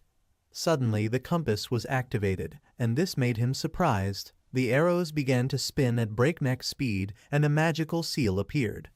He watched this thoughtfully for a while, and then he was surprised when a message about the change in his fate popped up in front of him. Gongju, meanwhile, was spinning up system windows around itself and viewing information about the rooms. He thought it was strange. The result of Gangram in the rooms is unusual. He completed a difficult location, Knife Mountain, in just a day. What happened in the Hellfire Hall is also extremely suspicious. He was even able to defeat the Yeti in a hidden location from the Hall of Ice. And he was able to pull all this off with the insignificant tertiary rank of an insect. He took off the mask from his face and put it on the table, saying that most likely, the disappearance of the Sword of Seven Branches from the Forest of Swords was also his doing. He put on his glasses and remembered how the leader of the first zone complained to him about her defeat, thinking that he should not have defeated Dihun so easily in the room of said sins. And what's most interesting is that the leader of the first zone after the defeat thought that it was he who told him about the killin.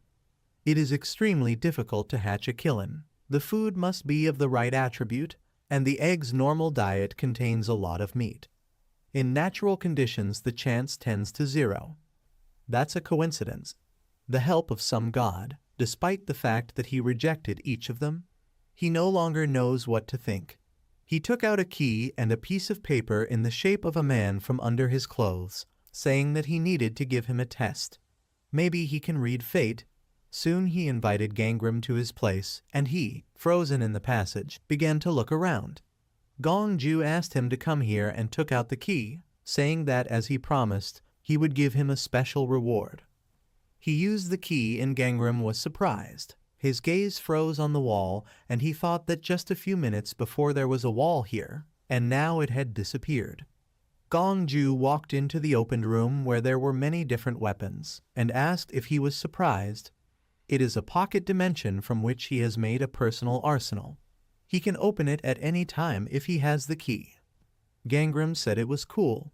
He went inside and Gongju said with a smile that he could choose any one thing. Gangram thought about it and asked, "What do you want?" He replied with a sly smile that he could choose anything. He began to watch Gangram walking through his arsenal in search of suitable weapons, and then he looked down at the key and thought that this was a small test. He changed all the weapons here. Low-rank weapons now have interesting descriptions and look more valuable than they actually are. High-end items have questionable descriptions and generic handles, and they look like ordinary weapons, and all this to find out if he has the ability to read fates. Without this, he cannot know the class of the weapon. For example, in the weapon's fate window, the name, fate, and rank used to be shown, as well as a description revealing its abilities. And now the description of the weapons is simplified so that he will not be able to understand their value. But if he can read fates, then it will be a different story. Gangram at this time used his ability and looked at the weapon with a smile. He took one of the swords in his hands and read the information, and then returned it to its place and, looking at the other windows of fate, thought that he probably got rid of the really strong examples. But there are a couple above the ghost class. He looked to the side and thought with a grin that this guy was very generous. Suddenly his gaze came across something interesting and a wide smile appeared on his face. He saw a blade with gold inlays on the stand and thought that this sword looked very rare. He saw the fate window of this weapon. It was written there that this is a strong, good quality insect fate sword of the primary rank. He was surprised and thought, the primary rank of an insect? He noticed something peculiar among the weapons in this arsenal and looked around, thinking that it was all very strange. He deactivated his fate detection ability and looked around again. He raised his hand to his face and thought about why the appearance of all the objects in this room did not correspond to the description. He looked at Gongju with a grin and thought, is he testing him? He knew that things couldn't be that simple. But it makes sense if he wants to test his skills. Most likely he used an object that hides the real windows of fate. The smile disappeared from his face and he thought that he had almost driven him into a corner. If there are only a few people who can read fates, the agency closely monitors them. He would watch him more closely if he knew about it. He looked at the weapon again and wondered, should he hide its ability or get a good item? What's better? Having made a decision, he turned around and walked towards Gongju, and he asked, has he already decided? Gangram confirmed his words and pointed his finger at him, saying that he wanted it. Gongju didn't listen to him until the end and was very surprised when he saw him pointing at him. He exclaimed excitedly, does he want it? Gangram froze in place and was speechless and thought, What kind of nonsense? He wanted to resolve the misunderstanding and say that this is not so, but Gongju interrupted him and nodded contentedly, smilingly saying that he was smart. He raised his head proudly and told him that he realized that he was the most valuable thing in this room. He agrees, he attracts people very much, but he will never be able to get it. Gangram said that he was actually pointing to the key in his hand. He smiled and pointed to the arsenal, saying that he wanted him to lend him the weapons that were there. It will be much more profitable for him. He won't have to part with anything from this room, and the second zone will continue to be the best. Gongju became interested in this sentence and thought about his words. Time passed. Gangram returned to the room with a bag of food for his pet and, pouring it into a plate, said that it was time to eat. Here is ginseng. It is healthy and tasty. The Killen looked at him happily and then began to eat, and he said that copying the key would take 3 days. During this time he needs to make it as strong as he can. He tore open a new bag of food and remembered something. When he bought food, he spent a considerable amount in the cafeteria, and the dolls made him a VIP client. He never thought that he would have to spend 12,000 pearls in one day. Feeding a Killen is not a cheap matter. He added more food and asked if he liked it. Then let him eat and grow up faster. Suddenly a blue light began to emanate from his pet, and he was surprised. A message popped up in front of him that the Killen was now a secondary rank illusory fate class. He gains the ability to control water, and can now move freely in the water and control it. He thought, can he control water now? He pointed his finger at the wall and told him to try using his new ability over there. The Killen looked up from his food and looked at the wall, and then lowered his head and closed his eyes, beginning to create a ball of water above him. This ball quickly grew in size and covered Gangram with its shadow. He looked at the ball above him, puzzled, and then became nervous and asked his pet to stop. But at that moment the Killen had already sent a water ball into the wall, and upon collision there was a roar, and Gangram was splashed with water. A huge hole appeared in the wall, which led into the room of another student who woke up from such noise. Poor Sangwon was unlucky to be Gangram's neighbor, and while drops of water flowed down him, he silently tried to move away from his suddenly interrupted sleep and looked at him through the hole. After that, he screamed loudly and, pulling the blanket over himself, called out to Gangram with displeasure, but he remained silent, realizing his guilt. Time passed. The twins and several other students were sitting in the cafeteria, laughing and chatting about something. The twins ate in silence, and the guys at a table nearby were happy about the food here. One of them said that he was so tired of eating only fruit. His friend said that if it weren't for the food that Gangram sold, it would have been really bad. He seemed somehow cold to him, but he seemed like a good person. The guy replied that he had always been good, he just didn't notice it. He once helped them when they were surrounded by wolves, and when they were bitten by monsters before the teaching began. The guy sitting next to him asked, "Is this true? Why didn't they unite then?" He sighed and replied that he really was very cold, and he didn't know him. He just gave them those fruits so they could finish the room on medium difficulty. He somehow even felt lousy that he treated him like that. Gangram entered the cafeteria and told Sangwon that he was glad that he liked his new room. But he will still pay for the food.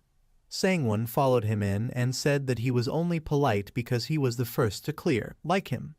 Gangram asked, was he also the first? Sangwon proudly pointed his finger at himself and said that he was the first to complete the room of said sins on low difficulty. They went to the delivery counter and Gangram realized why he had not seen him for so long. He said it was cool, even though it was low difficulty. Even after he almost died. Sangwon agreed with him and raised his head proudly, saying that it makes sense to talk to him. The other guys aren't even close to his level. He stopped him with a wave of his hand and said that they had better have a glass. He showed the doll 2 fingers and asked for 2 drinks. The doll looked at him and then pointed his hand at the sign that displayed the amount of pearls he had absorbed. Sangwon asked the doll not to be like that. Let him just give it to him. He will pay double the amount next time. But the doll did not listen to him and hit him in the face with a sign that said no credit. Sangwon pressed his hand to his red cheek from the blow, and hit the table with his other hand and said that he was so funny. Does he even know who he is? The doll crossed her arms over her chest and looked at him mockingly, which made him even angrier. He exclaimed, "He dares to look at him high. He's just a dirty doll." Gangram with a sigh put his hands on his shoulders and called his name, saying that he will pay, so let him stop pestering this poor little man. Sangwon looked at him with a grin and asked how much he has.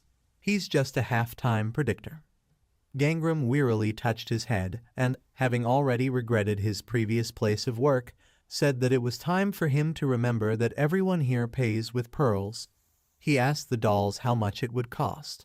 With smiles they showed him a sign that for VIP one portion is free.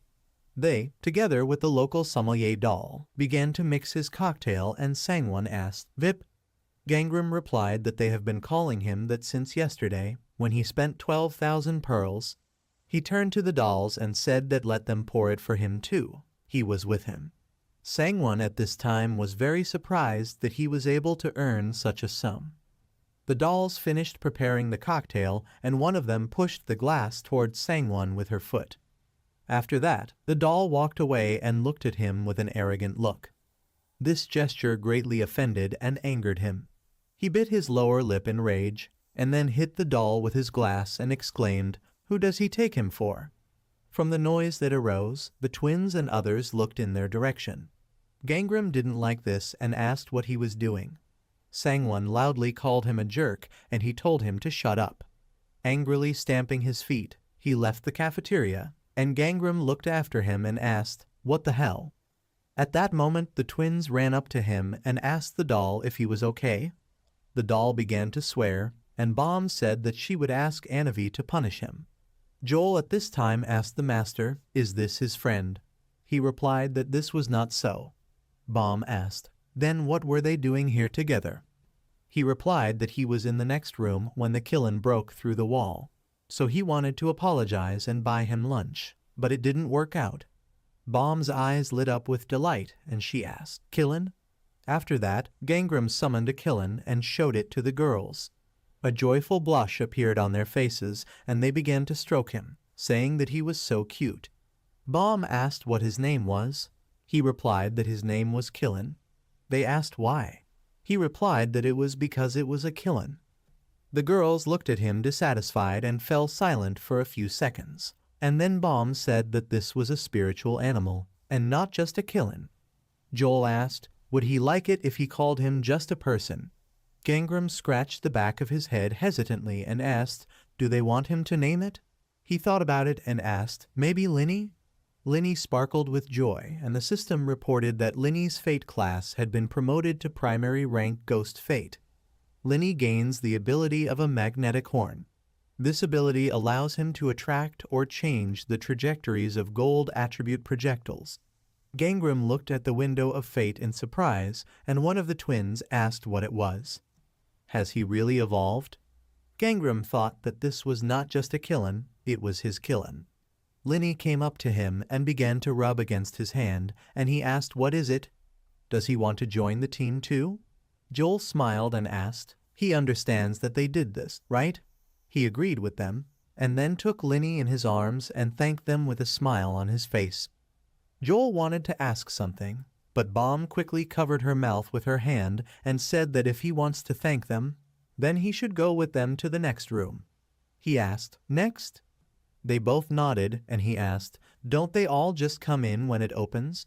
Meanwhile, the gate to the next room was sealed and fenced, and the awakened ones waited to open. A week has passed. The Viper's room is open. The conditions stated that they needed to protect something for 168 hours. Having passed through the portal, the students of the second zone found themselves on a river island with a large tree. They looked at the tree with admiration, and one of them asked what they should protect.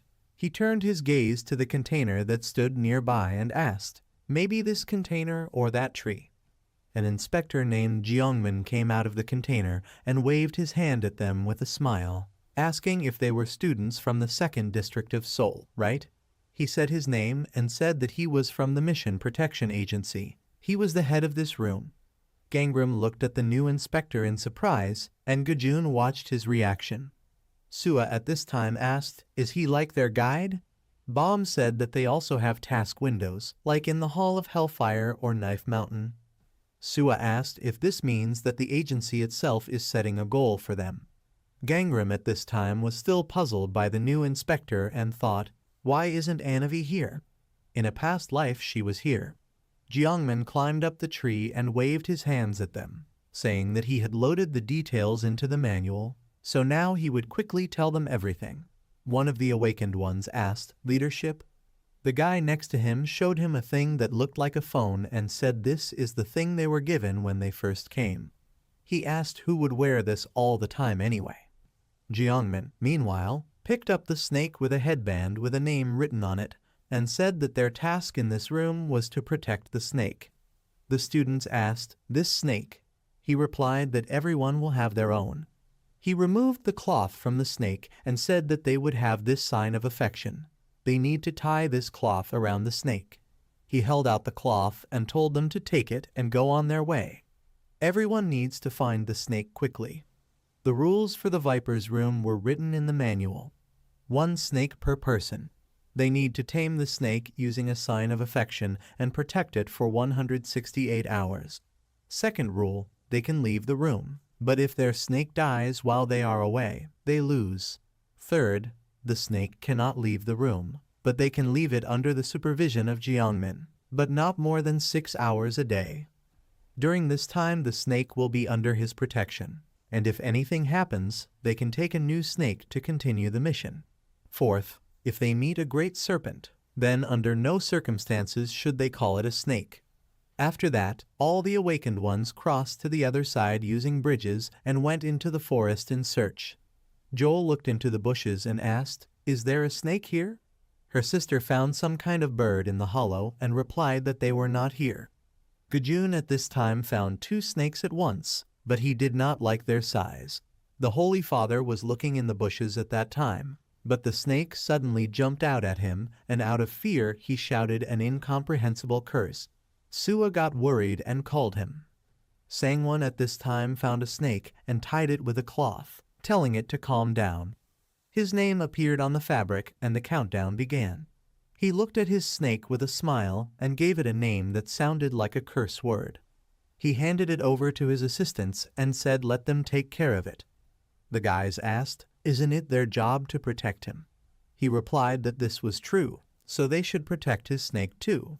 He crossed his arms over his chest and asked joyfully, "Since he came here before Gangram, he started defending earlier, right?" They hesitantly agreed with him, and he said that he would be the first. The guys started whispering among themselves, and one of them asked why he started constantly mentioning Gangram. His friend shrugged and replied that he had no idea. Sangwon at this time exclaimed that Gangram would no longer get the better of him. At that time, Gangram crossed the bridge with Linny and was lost in his thoughts. He wonders what the compass was trying to warn him about. Maybe that the Room of Sins was passed much earlier in a past life, or that the suspension of the portal affected, or that the inspector is different. A lot of things are different from the past. He doesn't understand what the problem is.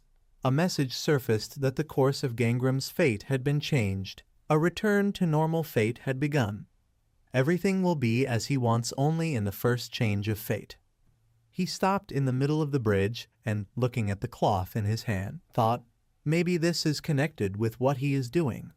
In the destiny window of the affection mark, it was written that it has a human destiny of primary rank. If he puts this on an animal, it will no longer be afraid of him. The effect depends on the class of the user and the animal.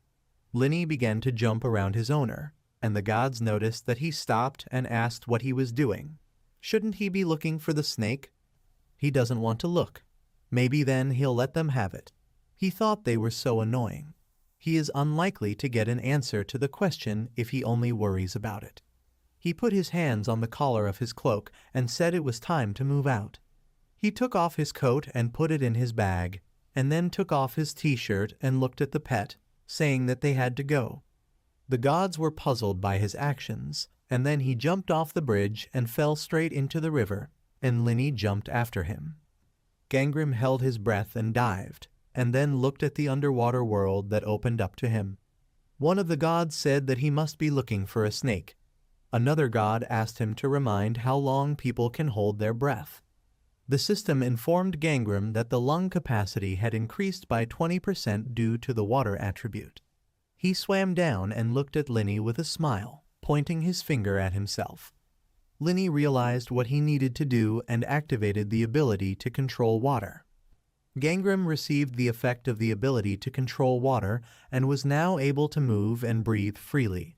He immediately inhaled air and then, pushing off the stones, descended closer to the bottom of the river. He noticed movement behind him and saw a small snake that got scared when it noticed his gaze on him. He and Linny swam even lower, and one of the gods asked where he was going. Snakes on the other side. Gangrim continued to swim, looking around in search of the snake he needed. One of the gods said that there are no snakes down there. He smiled slightly and thought, do they think he came down here just for them? He wants someone else. Suddenly a huge beast appeared behind him, opened its mouth, and the god cursed, exclaiming that this was a great serpent. Hearing this, Gangrim got scared and immediately turned around. But he quickly reacted, and when the serpent was about to close his jaws on him, he took out the Dihun weapon and did not let the monster do it. He thought it was so good that he had a heavenly fire blade. It's the only long-range weapon he has right now. The sharp blades pierced the upper jaw of the serpent, and Gangrim grabbed its tongue and thought that it was too big to be a snake and too small to be a dragon. He smiled and thought that this must be that great serpent. He is lucky. He needs to fix the sign of affection on the it language. When he took out the cloth and began to tie the serpent's tongue, water began to bubble in his throat. A magical water clot formed there, and Gangrim, noticing this at the last moment, became nervous. Linny immediately came to the aid of his master and hit him with a stream of water, pushing him out of the serpent's mouth. Gangrim wrapped a cloth around his hand and praised his pet in his thoughts. The serpent's red eyes sparkled at this time, watching him intently. Linny helped Gangrim quickly swim away in the other direction, and the serpent noticed this and aimed at him. It quickly swam up to Linny and opened its mouth wide to devour him. But at that moment Gangrim tied a cloth around its body, and the sign of affection was activated. The serpent began to resist, moving chaotically, and Gangrim tried to hold on to the fabric. He gritted his teeth and tightened the knot tighter, trying to subdue the monster. The name Gangrim appeared on the fabric, and the system reported that the great serpent was now subordinate to him. The serpent calmed down and looked at the owner, and he loosened his grip and calmly sat down on its body. God asked in surprise, did he tame it? The other god replied that he didn't even know. Let him look into his eyes. God said that at least it does not see him as an enemy. Gangrim looked at the serpent with a smile and pointed his finger up, asking him to rise. After a few seconds they approached the surface, and the serpent jumped out of the water, splashing water around. Gangrim climbed onto the bridge and patted it on the head, saying that it did well. Now he has to defend it all week. But it can handle itself, right? He will untie this fabric in 7 days, and for now let it remain in the water and live an ordinary life. The serpent looked at him with a puzzled look, and then nodded and dived under the water. One of the gods said that he neglected it immediately after taming. The other god replied that it was a serpent, so everything was in order. Linny shook himself off the water, and Gangrim said with a smile that he was taking a week off for himself. God called him a cunning idiot and said that's why he did all this. Time passed. He began to hunt monsters, and a pile of corpses had already accumulated on the ground. Linny wearily watched him from behind a tree, and when he cut off the head of the last monster, his strength level rose to 26 and the killen's strengthening ended. At the moment, his stamina and mana are level 23, and his agility and perception are 26. He sighed and thought that it was difficult for him to increase his stats through regular hunting. Even though his fate class was now higher, he sheathed his sword and told Linny that they would take a short break. Linny fell exhausted to the ground, and one of the gods asked, "Killin don't like blood, right?"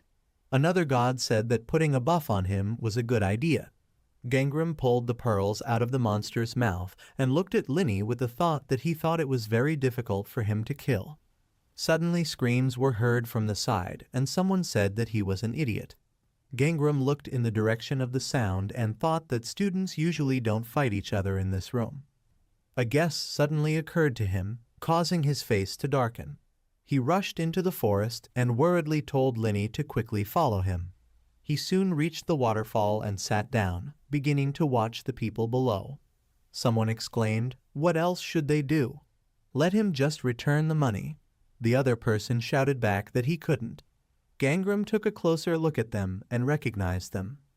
It turned out to be Sangwon and his assistants. The guy got angry and said that he would make up for the damage when they returned, but now let him act on his own. Sangwon asked in surprise, "What does this mean?" The guy silently went into the forest, and his other assistants said that they were tired of it.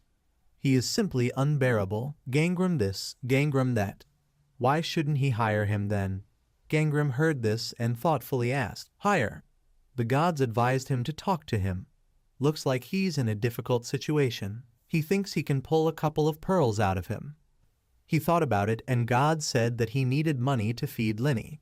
Gangram remembered how the doll hit Sangwon and said that he was broken. Sangwon heard his voice and exclaimed, "Who is there?" He looked up and saw Gangram and said his name in surprise. After that, he slapped his hand on his chest and, almost with tears in his eyes, asked him to help his snake. After that, they ran together through the forest and Gangram asked, "It turns out that his snake was attacked, but he can't do anything because he lost it." Sangwon confirmed his words, and he asked what would happen to him from this. Sangwon replied disgruntledly that he had not yet paid him for lunch. Gangram immediately stopped and said that he does not work for free. He will buy lunch when they return.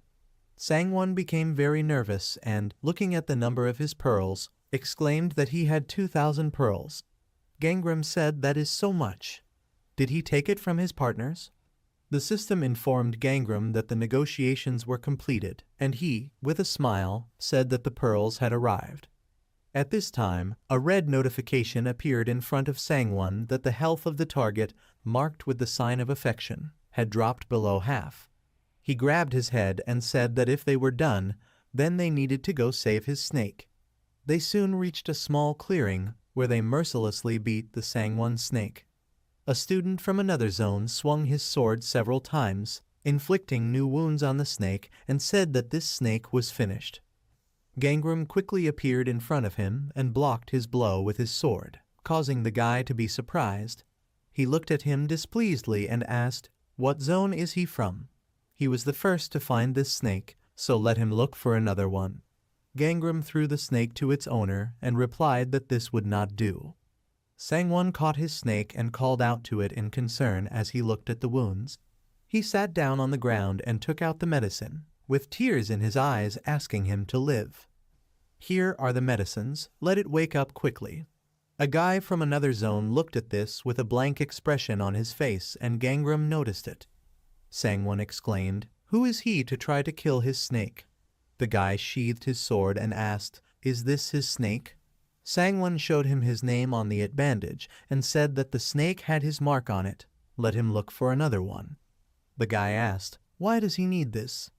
Gangram asked, "Isn't that the mission in this room?" He asked what they were talking about. He opened the system window and, after checking his task, said that his task was to kill them. He thought that everything was not so simple. Gangram and Sangwon were very surprised when they heard that they had a completely different task. Gangram thought that in a past life, the third zone had a different mission. This is what the change in fate meant. Then both zones protected the snakes, working together against the monsters. That's why Sua and this idiot. Suddenly his thought was replaced by another, and he was very surprised when he thought about something. A red message appeared in front of him indicating that the target marked with the affection mark was under attack. He immediately turned towards the river and thought, "Someone attacked the serpent. If this is the third zone, then this is definitely him." Meanwhile, his old friend stood on the bridge, and the serpent grinned threateningly.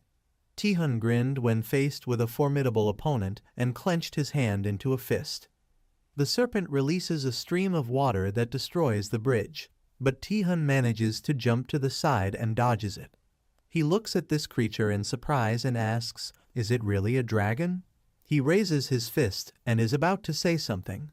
He charges at this monster and says loudly that he wants to see if killing this thing can accomplish his mission.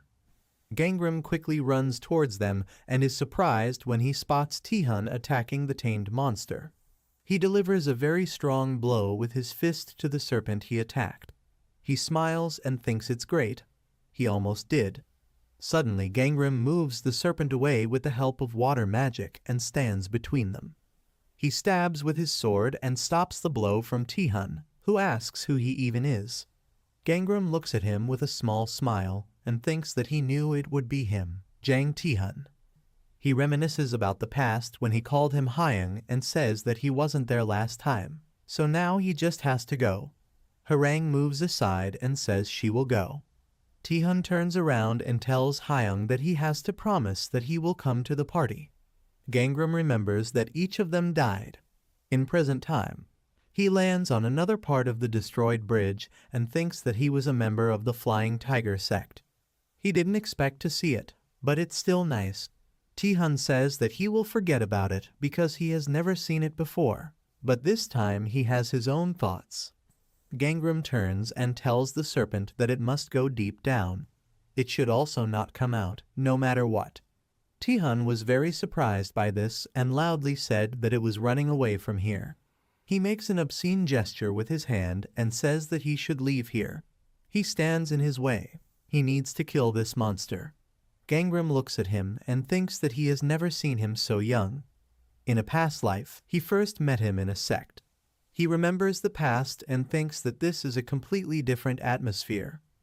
At that time, Tihan was more polite, carrying Harang on his shoulders and calling him by name.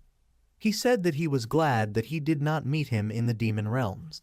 Gangram asks why he says that. Tihan looked away and says that he was a little aggressive back then. Gangram thinks that it is unlikely that they would have become friends with him if they met here in a past life.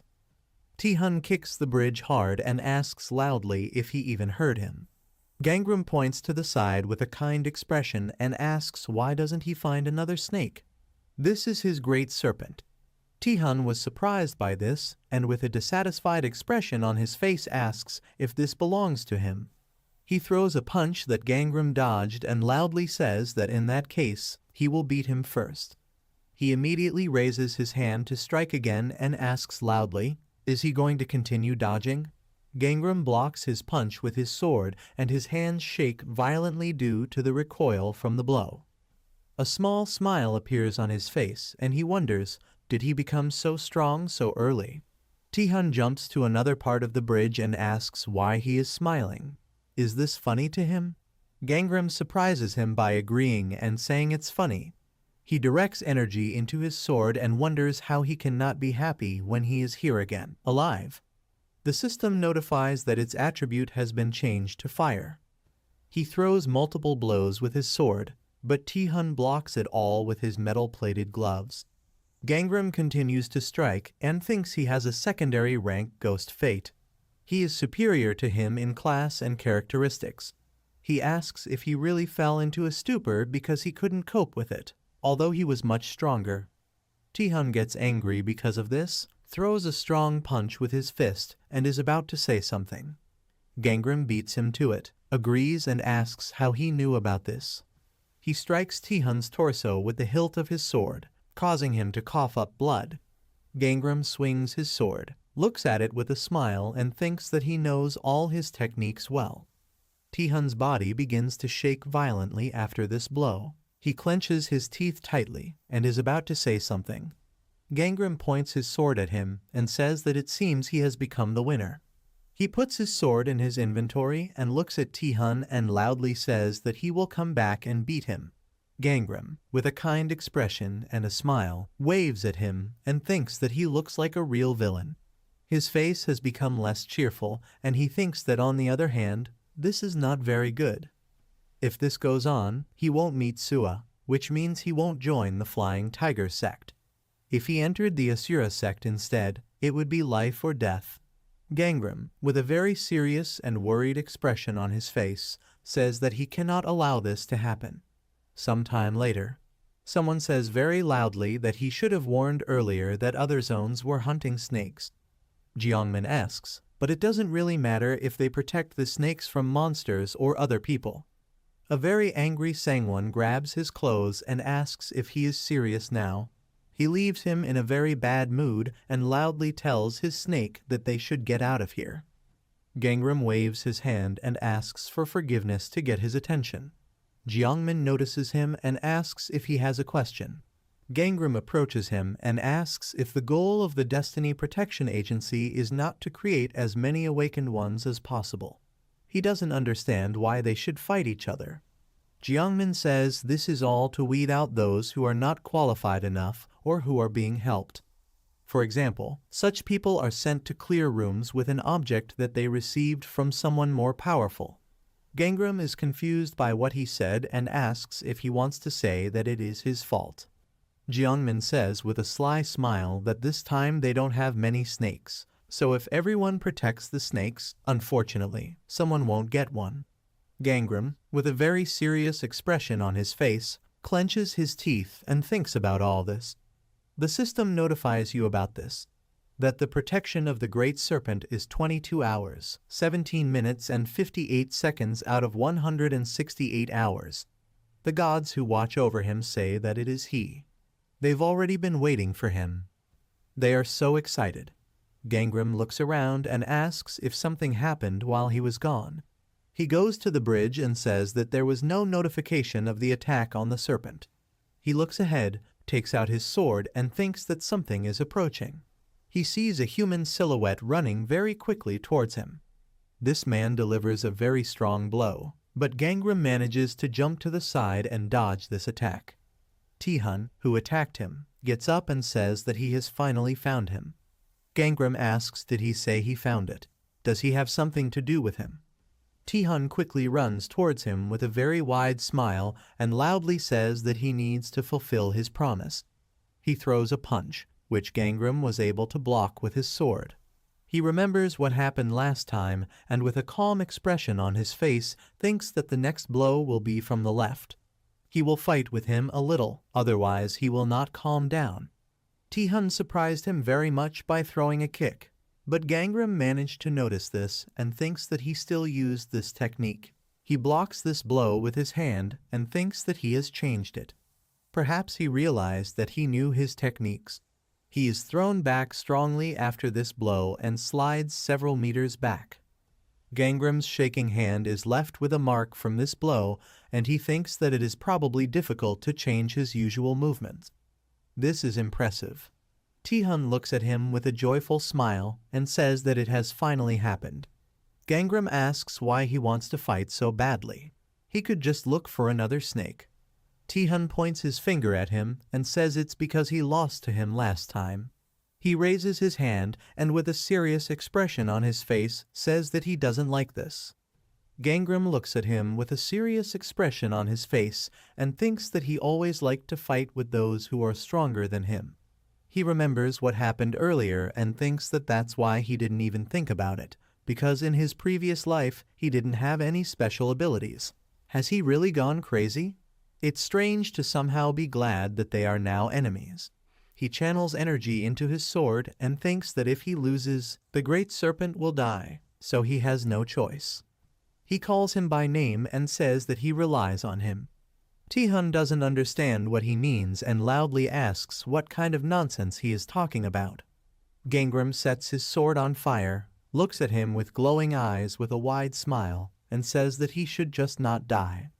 The system notifies that the combat instinct ability is activated. He begins to see and hear worse, and Tihun, who stands in front of him, asks if he really thinks that someone like him can kill him. He runs to him very quickly and says that he was very mistaken if he decided that he would cope with him the same way as last time. Gangram stares at him, his eyes filled with strong energy. He repels his punch with his sword with a smile, agrees, and says that he is strong enough. They continue to fight, and he thinks he likes it this way. Taehyun throws an energy-based elbow strike, and Gangram dodges the attack. He grabs his hand with a joyful expression on his face and thinks about killing tough guys. With his other hand, he slashes with his sword, which surprises Taehyun. Gangram looks at how blood flows from his wound and thinks that this is like a separate form of art. Taehyun looks at him with a worried expression and wonders what is going on now. They throw many blows at each other, which they reflect, and he thinks that this freak was aiming for his vital points. Is he really going to kill him, or is he just going crazy? Yesterday he was a completely different person.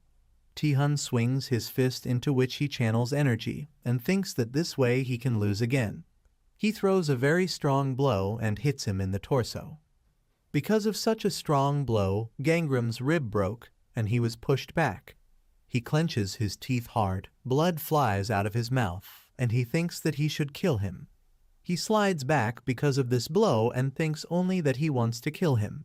With a serious expression on his face, he wonders how someone like him is capable of this. The system notifies that the combat instinct skill has been improved to rank 2 ghostly fate. Sanity is temporarily restored. Gangram blocks Taehyun's fist strike with his sword and continues to fly backwards. He smiles and says that he has finally come to his senses. Taehyun is very surprised when he notices the strong fiery energy. He jumps back to a safe distance and asks loudly what he is going to do. Gangram, from whom fiery energy emanates, and he angrily says that he was considering options on how to deal with him. He swings his sword, and a surprised Taehyun loudly asks how he can move if he broke his bones. Doesn't it really hurt him? Gangram runs after him, swings his sword, and says that even this kind of pain cannot stop him. Taehyun runs away from him and asks loudly, has he gone completely crazy? Gangram runs after him looking crazy and screaming loudly. Sometime after their battle, Taehyun is lying on the ground and his face was injured due to the fire. He looks at Gangram, who stands in front of him with a raised sword in his hand, and says that he has won. He continues to look at Taehyun with a crazy expression on his face, and the system notifies that the combat instinct skill has been cancelled due to lack of mana. The flame control skill was cancelled due to lack of mana. Smoke comes from Gangram's body due to the use of his skills, and he says that he will not kill him. He made the right decision. He puts his sword away, turns around and says that he should leave his snake alone and find another victim. Taehyun stands up, points his finger at him, and loudly says that this will not happen. He will return tomorrow, and if it doesn't work out, he will try again the day after tomorrow. Gangram turns to him and says with a serious expression that he shouldn't do this. Taehyun loudly says that he can forget about it. He will defeat him in the end. After some time at the portal, the gods say these two will fight again tomorrow. He's excited about it. I agree, their drive is amazing, but only one of them will be able to complete their task. Jang Taehyun can find another snake for himself. That's not true. He won't do that. Gangram passes through the portal, and he thinks that, exactly, Taehyun is not one of those who easily gives up what he wants. But for one of them to lose, he cannot allow this. Dissatisfied students stand around Anavi and ask what is going on. Where is justice anyway? The third zone only needs to kill the snakes. Couldn't we just find another snake for the task? Anavi says that the purpose of the second zone is to protect the snakes, but they failed in this regard. She asks to understand this. They will be taken away as soon as the time for completing the task ends. Dissatisfied students disperse and ask why they can't just forget about it now. Are they really trying to get them out? Gangram, who is sitting on the bench, is thinking about the goal of the second zone. He gets some idea about it, after which he looks out from behind the wall and calls for Inspector Anavi. Gangram leans towards her and quietly asks her something. A small smile appears on her face. She agrees and says that it is possible. Gangram smiles and thinks this is wonderful. After some time in the dungeon, he walks through the forest and thinks that there is another reason why he cannot lose. He starts running and loudly tells Linny that he must come here, because it's time to hunt. The system notifies that the defense of the Great Serpent has been completed for 49 hours and 3 minutes. Gangram met Tihan near the bridge, who was completely wet and had a bucket in his hand. The system notifies that the defense of the Great Serpent has been completed for 75 hours and 31 minutes. They both fight against each other. The system notifies that the defense of the Great Serpent has been completed for 100 hours and 1 minute. Tihan and Gangram fight against each other again in this forest. The system notifies that the defense of the Great Serpent has been completed for 119 hours and 10 minutes. They fight on this day. The system notifies that the defense of the Great Serpent has been completed for 145 hours and 17 minutes. The defeated Tihan lies on the ground, doused with water. He gets up, and with a dissatisfied expression on his face asks, "What kind of injustice is this? Is it fair to fight by setting your body on fire?" Gangram looks at him with a calm expression and says that he can afford to use this skill whenever he wants. Tihan asks, does he have to act like some kind of idiot? He runs away and says that they will see each other again. He must wait for him tomorrow. Gangram says that he is not very different from him if he fights someone who can set his body on fire. The gods who are watching them ask, does it seem to him, or are they both crazy? He shouldn't say that, it's funny. Even the Great Serpent agrees with this. Gangram turns to the snake that he tamed, and he said that it should stay underwater. Why did it come out? Maybe it's hungry. The Great Serpent waves his head at him in agreement. It swam to the shore of this lake and opened its mouth, and Gangram pours out food and says that it should have a snack and return to its place. People are much more dangerous than any monsters. He leans over to the serpent, which is eating, and says that it should not tell Linny anything. After that, Gangram gets up and says that it can go back. One of the gods writes that it seems that this was not enough for him. Yahello and Bomb run to him, calling him master and asking what he is doing here. Gangram says that he was simply feeding the Great Serpent. They say that she envies him because she also wants it that way. What's wrong with his face? They are angry that he was beaten and ask, is this the freak from the 3rd zone? Why doesn't he find another snake? Gangram, with a happy expression on his face, says that fighting him is quite fun. It's just extra training. Yahello grabs him by the clothes and with a dissatisfied expression on his face asks if he is having fun. Who is he, OF fighter? Where is her master? He would never say something like that. They continue to talk to each other while the serpent floats away from them to the other shore. It surfaces and hears Tihan saying that he should disagree with his proposal. One of the 4 guys standing in front of him says that if he helps them, they can easily cope with the 2nd zone. Even if they are stronger, they will be able to take them in numbers. Tihan says he doesn't care at all. He needs to deal with someone one-on-one. The guy with a wide smile says that he doesn't have to worry about it. There is some way to defeat Asio Gangram. The serpent was surprised when she heard this and immediately dived under the water. Tihan heard the sound after that, turned around and looked at the lake with a thoughtful expression on her face. He turns to several guys and asks how can this be done. Some time later, Gangram stands in front of the Great Serpent after the incident. He stands with a calm expression on his face and says that today is the last day. He raises his head and asks Tihan, who is walking behind him, what will he do if he loses again? Maybe he will finally find some other snake.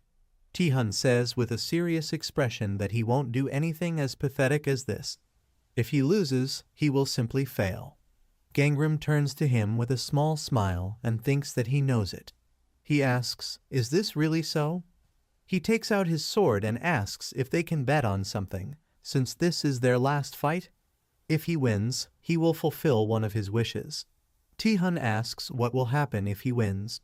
Gangram starts using his fire energy and says that he won't be able to. Tihan gets very angry about this and glares at him. He sighs and asks if he is really that confident in himself. They both take a fighting stance and he, raising his fist, says that his techniques will no longer work on him. After that, he begins to run towards him with his fists filled with energy. He strikes with a joyful expression and dispels the fiery energy. Gangram blocks the attack with his sword and wonders, is he going to walk right through this? The system notifies that the ability to determine fate is activated. A system window appears in front of him, in which it is written that this is Jang Tihun, Class Ghost Fate Secondary Rank. The attribute Earth, Blessing, is nicknamed number 1 among 10,000. Gangram looks at this and thinks that just like he thought, he got fire resistance. Tihun breaks his opponent's sword with one blow of his fist and asks what will he do now? Is that all he can do? A wide smile appears on his face, and he says that he said that in the end he would still defeat him. He is very surprised by the unexpected blow that Gangram dealt. He holds the 7-branch lightning sword in his hands, and Tihun, who jumped back, holds his wound on his leg and asks what is going on here.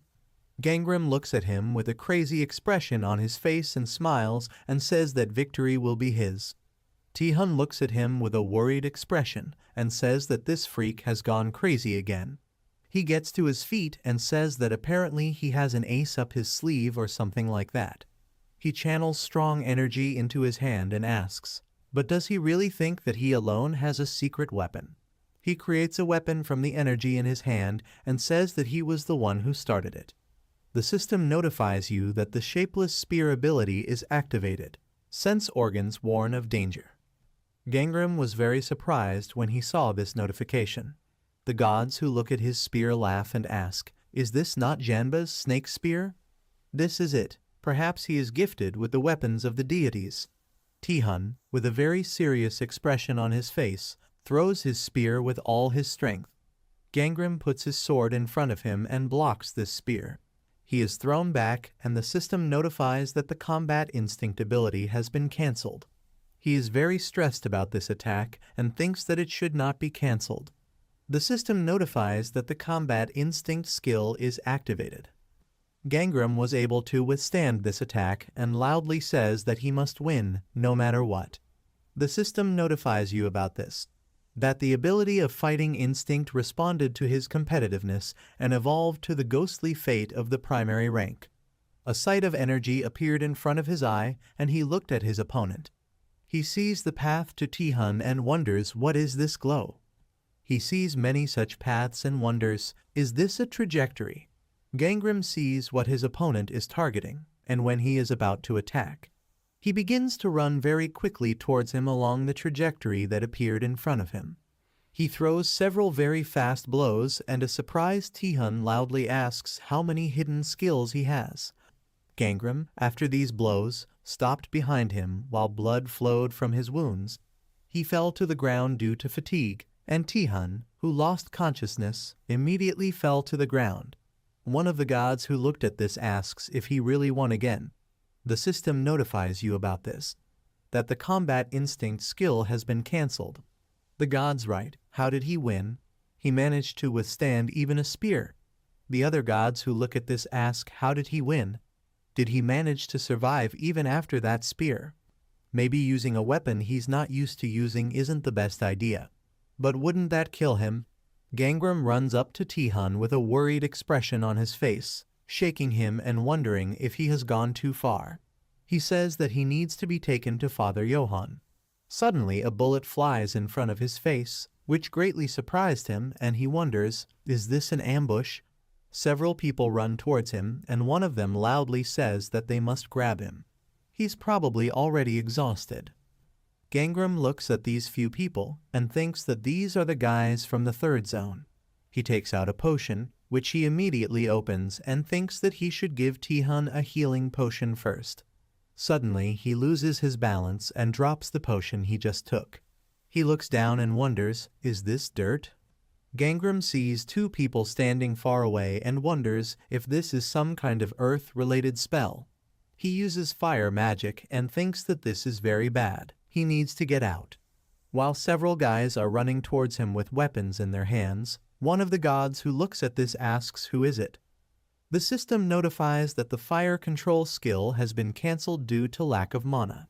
One of the gods asks if Gangram will really lose after everything that happened to him. Unexpectedly, one of the guys who was going to attack him is demolished by a great serpent that got out. This huge snake starts eating one of these guys, while the others look on with surprised expressions. Frightened guys loudly ask, "What's going on here? Why is this snake so huge? Is this even a snake? How else? Does he have any other options?" Because of what they said, the great serpent became very angry. Gangram, with a very worried expression on his face, asks them what they are even doing. This is actually a great serpent. He wonders if they really didn't look at the manual. He asked him to stay underwater because he was afraid that this might happen. Some time ago. He says with a happy expression that he will remove this bandage in a week. So it should try to keep a low profile and live a normal life, okay? He remembers the fourth rule that was in the manual and thinks that this cannot be called a snake. The guy with the sword runs and loudly says that this is probably his snake. They need to kill it. Gangram, with a worried expression on his face, loudly says that they should run away from here. The serpent begins to scream very loudly out of rage, while the guy loudly says that this snake must die. He stops when he notices that something strange is happening to the serpent, and says that they should wait. There is something wrong with this snake.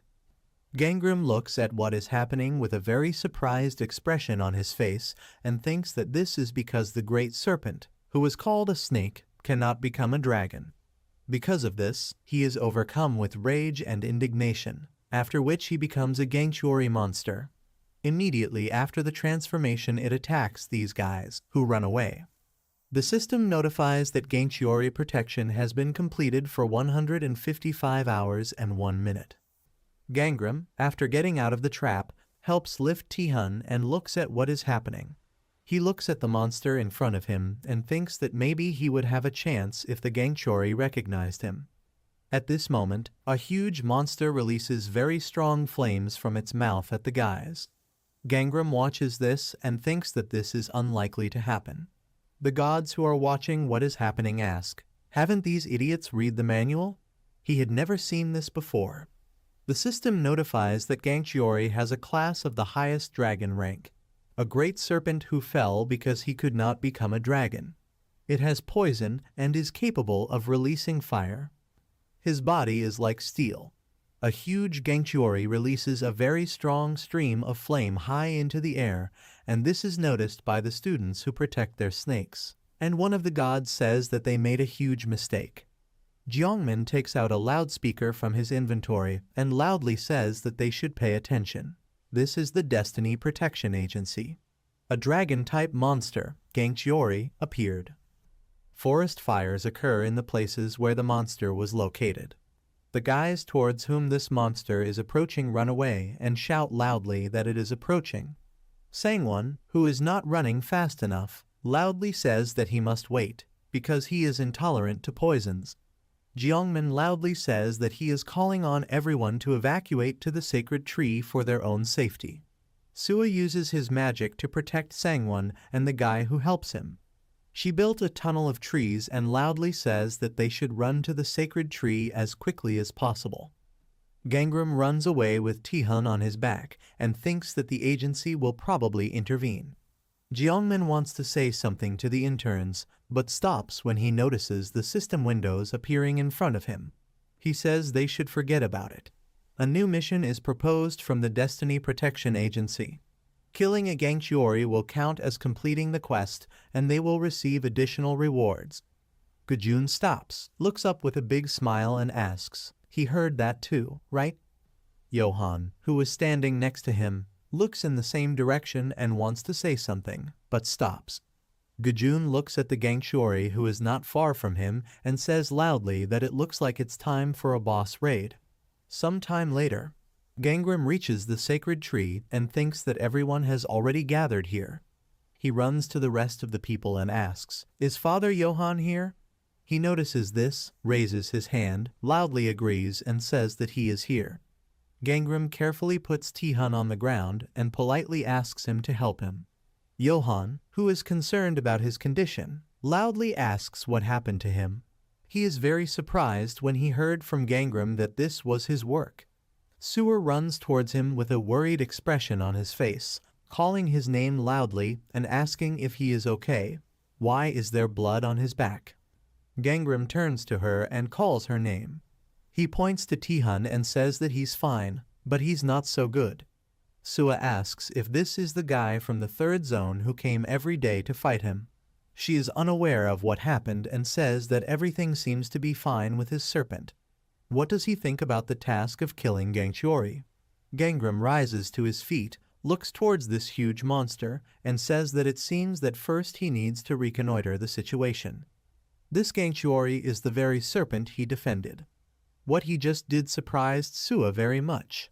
She looks at the huge monster, remembers what happened before and asks loudly, "Is this the same creature?"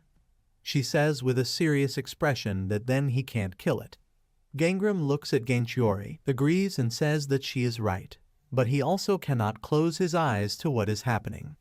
Tihan, who was being treated, stands up and loudly says that this is not so. Surprised by this, Gangram turns around and asks if he has woken up yet. Tihan looks at him with a serious expression and says that he can't kill it. Gangram looks at him with a blank expression and says that he himself wanted to kill it. Tihan says he doesn't understand. This is different.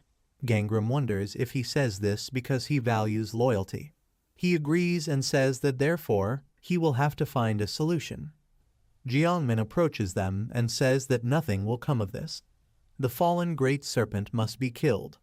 The heat and poison that emanate from his body are capable of destroying the demon realm.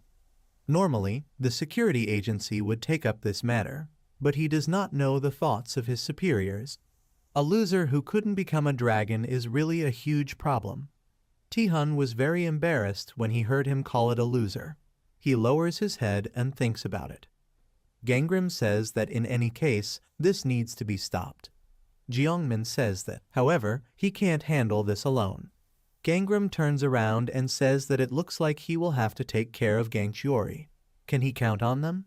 Suwa, Bom and Jaeol, who just approached her, say that of course he can rely on them. They are a team after all. Tihan looks at them with a surprised expression and wonders, did she say command? Then, what about the great serpent? Does he mean nothing to her?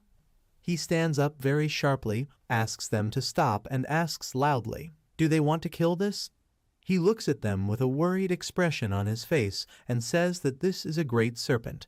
He clenches his teeth very hard out of anger and says loudly that he shouldn't do this.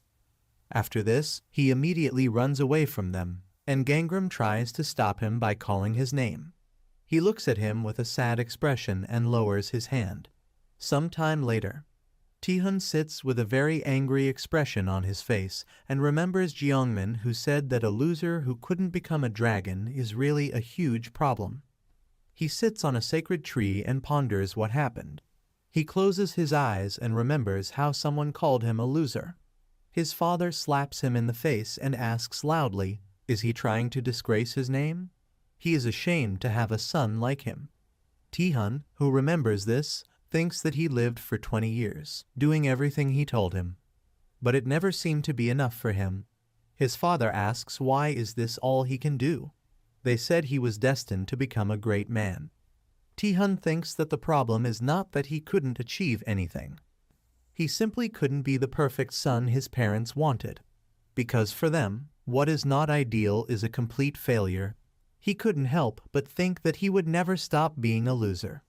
This led to him getting into fights and not being able to control himself. Everyone around him seemed to be his enemies. Maybe that's why he became so attached to the great serpent. Tihan sits on a branch of a sacred tree, looks away and says that he thought Gangram was different from the others. Some time ago as he carried him to safety, Tihan, who has regained consciousness, asks why he is helping him. Did he deserve this? It was he who set the guys from the third zone on him. Gangram says he doesn't think he would do such a thing. He surprised Tihan by saying that he wasn't that kind of guy. He knows what kind of person he is and trusts him. Tihan was touched by these words and thinks that when he heard this, he felt as if a stone had been lifted from his soul. And he also understands perfectly well that they cannot allow the great serpent to destroy the demon kingdom. but if possible, it would be great to save Gangchiori the way he protected him. He looks at Gangram, who at this time points his finger at the key that Gongju gave him. Bom and Jaeol, who look at him, ask, can he borrow a weapon? Will they be able to kill Gangchiori? Gangram says that he would like to clarify something. In fact, he would like to take care of Gangchiori. He smiles as he squeezes the key in his hand and says that he would like to do this without killing the Gangchiori. Sometime later, he says that's his plan. Sua thinks about it and says that it seems like they should try. Bom asks if they should ask others not to kill Gangchiori. Gangram looks at her with a blank expression and asks, who would try to do this? They will simply complete the mission in a day and calm down. Jaeol asks, what about that idiot? Everyone else immediately understood who she meant and thought about Gajun. Jaeol turns and asks, how did you react when you heard the announcement? Johan, who was with him at the time, remembers this and says that he was really excited by the news of the raid. Immediately after that, they started looking for him and Gangram asks where he is now. At the same time, Gajun with a blank expression and a smile asks where are they going? Sangwon, who is angry about what is happening and says that they are running to the lobby. Is he seriously going to fight this monster? Gajun asks, are they running away? Sangwon approaches him and says that they will finish the task if they just hold out for one day. Why would they even risk it? He passes by him and says that he will go to safety with his snake, and he can fight with anyone. Gajun grabs his snake and asks if it's true. He releases dark energy and asks what will he do now. The system notifies that the decomposition skill is activated. Gajun opens his hand and says that it looks like his snake is dead. Concerned and surprised by what happened, Sangwon turns around and loudly calls out to his snake. Snake Gajun is shaking violently out of fear after what happened, while he dusts off his hands and says that he shouldn't say anything stupid. He turns to the rest of the people who were next to him and says that this applies to them too. People were very scared because of this and looked at him with worried faces. Gajun runs between them very quickly and kills the snakes of these people while they scream loudly because they are worried about their snakes and ask why he is doing this. He killed all the snakes with his ability and left their bodies lying on the ground. The guy, dissatisfied with what happened, points at him and loudly says that this is not fair. He kills other snakes, but does not touch his own. Immediately after, Gajun grabbed his snake and activated his skill and says that he will do it if he cares so much. The system notifies that he was unable to protect the snake. Concerned about what happened, people look in surprise at the body of the snake, which fell to the ground. Gajun throws the remains of the snake on the ground and asks if he is better now. He directs his hand at people with his energy and says that now he is obliged to kill the Gangchiori. They have to do it all together. Sometime later, Gajun walks along with a crowd of people and says that they will now go fight Gangchiori. Gangram looks at him and says that he was just looking for him. He sees a lot of very sad people standing behind him and asks why there are so many people with him. Gajun says with a joyful smile that this is an army to help the protagonist. He comes up to him with the same joyful smile and asks, he already has a plan, right? Concerned people behind him gesture that he is crazy and quietly say that he should say yes. They can't let this psycho lead them. Gangram agrees and says that he may need his help. He has an idea on how to deal with it. Sometime later, several people exit through the portal, and one of them says that he doesn't even know what the director is thinking about. The students may simply die because of this. Gongju, with a serious expression on his face, says that this is why they are taking backup. Yongyu also exits through the portal and smiles and tells the manager that he is late. Gongju gets angry at her appearance and asks what she is even doing here. This isn't even her zone. He turns around and tells manager Young that they haven't seen each other for a long time. The man he told yawns and agrees with him. At the same time, someone fires a very powerful shot and wounds the Gangchiori, after which it begins to scream loudly in pain. Gongju turns and asks who is fighting this monster. Yang Liebig looks at the system window that appeared in front of him and says that this is his student, Seo Gangram, as well as everyone from the second zone. Gongju looks at the system window and asks, "Is that really him?" Liebig waves the talisman and says that they won't make it anyway. Maybe they could just help them and come back. Young Yu turns to them and says that they should wait for now. The director ordered them not to rush. She turns to the Gangchuori and says that, however, she hopes that they will surrender soon. She hums a tune and says that if Gangram loses, she will transfer him to the first zone. Gongju gets angry about this and asks why is she here. Yongyu says that she really wants to know where such a powerful awakened one came from. She's so jealous. One of the managers gets very angry about what is happening and bites his lip. At the same time, Bomb fires a rifle shot and hits the Gangchuori in the head. The system notifies that this weapon is a ghost killer. Large caliber sniper rifle. Great for hunting thick-skinned monsters. Taken from the Gongju arsenal. Gangchuori pays attention to her, looks at them and concentrates energy in his mouth. It releases a strong stream of fire, and Johan uses the protective barrier skill and protects her. Someone shoots from the other side and slightly hits the Gangchuori. Jaeol, who shoots from a new bow and says that it should look here. The system notifies you about this, that this is a bloody onion. The bow of the hero who struck the 9 moons. Taken from the Gongju arsenal. Gangchuori releases a stream of energy at her, but Linny uses her water control skill and protects her.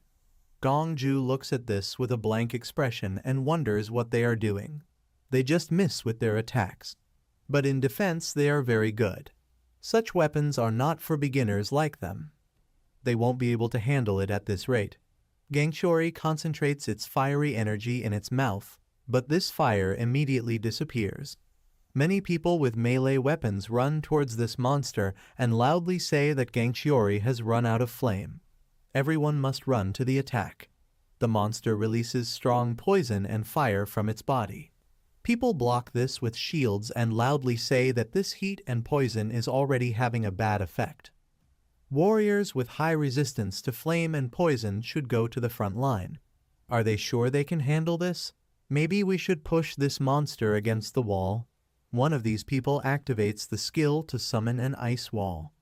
Someone loudly says that they must push to the control point. Gangchuori breaks out of this ice and worried people say it's too hard. Sua uses her magic, loudly calls people with water abilities, and says that she will limit the Gangchuori's mobility, and they must extinguish the flames. Everyone acts according to her plan, and the system notifies that the tree leaf method skill and water bomb are activated. Sua says loudly that they must continue and stop the fire from spreading.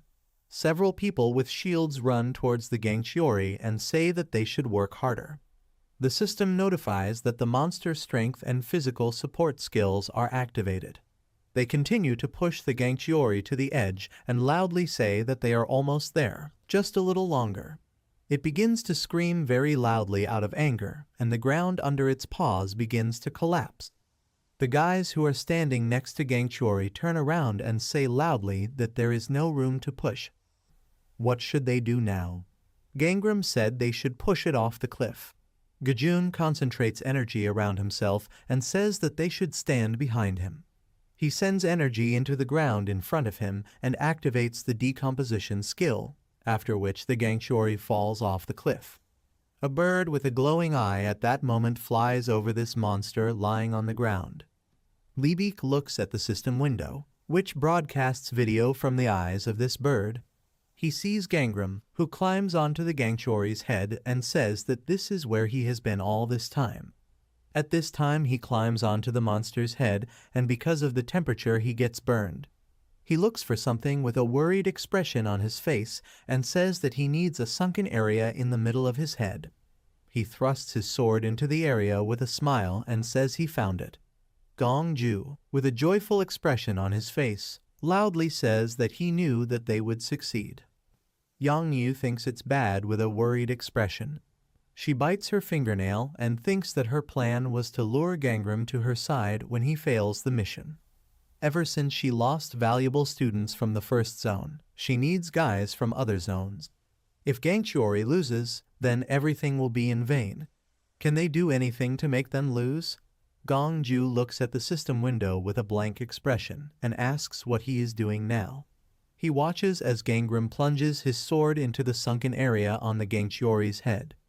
Some time ago, he says it looks like they should definitely give it a try. The problem is that the monster is going crazy and has already forgotten his face. Gajun says with a big smile that he has an idea. You need to pierce his Bai-Hui point. Then it will be able to recognize him. After he has done this, Gangchiori raises his head and screams very loudly. Gangram is worried about what is happening and loudly says that everything is fine and it should calm down. It's him. Gangchiori looks at him with wild eyes. It calmed down and lowered its head. Gangram asks if it recognizes him now. He wraps the cloth around his head and asks if it remembers this. He will now tie the token of affection again. Gongju looks at this through the system window and asks, is he taming this monster to make it easier to kill? This is impressive. Libik says he is as cruel as he comes.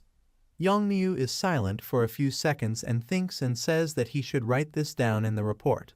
She says her name and says that she is the leader of the first team. They must deal with Gangchiori themselves, and indicate in the report that the students did not have a chance to cope. Gongju turns around with a dissatisfied expression and asks what is she saying. This area is run by him and Libik. Only they have the right to decide.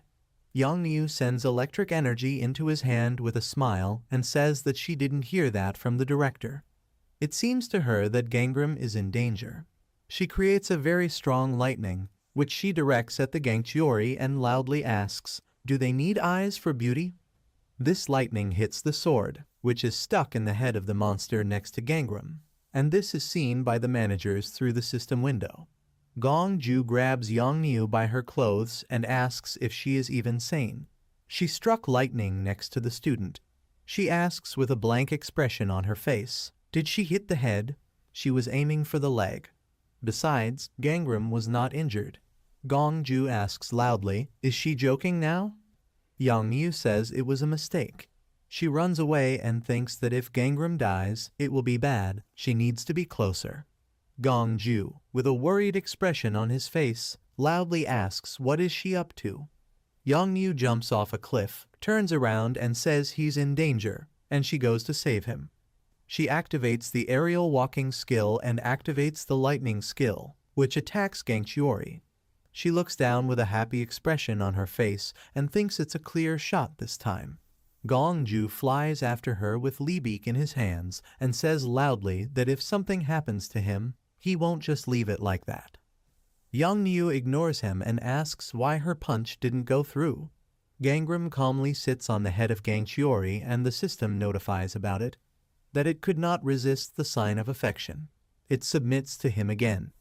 Gangram holds his hand up and wonders, are these messengers interfering again? Yongniu lands on a small rock, notices a sword that is filled with lightning and says that it looks like the weapon in his hands attracts lightning. Gangram notices 3 executives coming down to him and asks if this is the Gongju executive. He notices Yongniu and remembers that she is the woman from the video. She goes to him with a sword in her hands, apologizes to him and says that she tried to help, but only made it worse.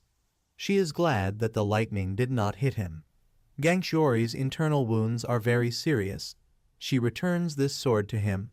Now he must let her. Gangram says no one will touch Gangchiori. Yongniu asks what does this mean. He throws up his hands and says that he didn't want to kill it in the first place. Moreover, he will not allow them to do this. He raises his voice greatly and says that this is his dragon. Gangchiori calmly watches him defend him. Yongniu says that this is not a dragon. Gongju interrupts her, calls Gangram and says that it is a monster anyway. The poison and the flames that it spews are nothing more than an attempt to subjugate everything. Gangram says he doesn't care, he still won't do it. Gongju gets angry about this and says he is an idiot. Gangram raises his hand with fiery energy and says that however, he will take care of him. He puts his hand to the head of the sad Gangchiori. With a calm expression on his face, he calls Linny and says that now it's his turn. The Killen flies up to him and immediately concentrates energy above his head. This ball of energy hits the head of the Gangchiori, who is lying on the ground. The entire body of this huge monster begins to radiate very strong and bright energy. This energy glows so brightly that it makes leaders and other people cover their eyes with their hand. Tihun walks towards them and also covers his face with his hand. He watches from the side, and Gangram pats Gangchiori on the head and says that he is not a mistake or a monster.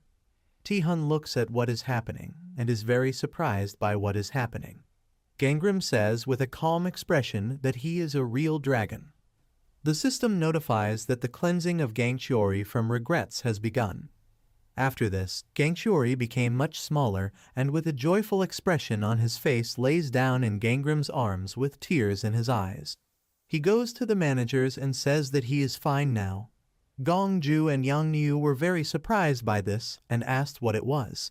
It turns out that Killen can do this too. Liebig strokes the Gangchiori's horn and says with a smile that it's definitely a dragon.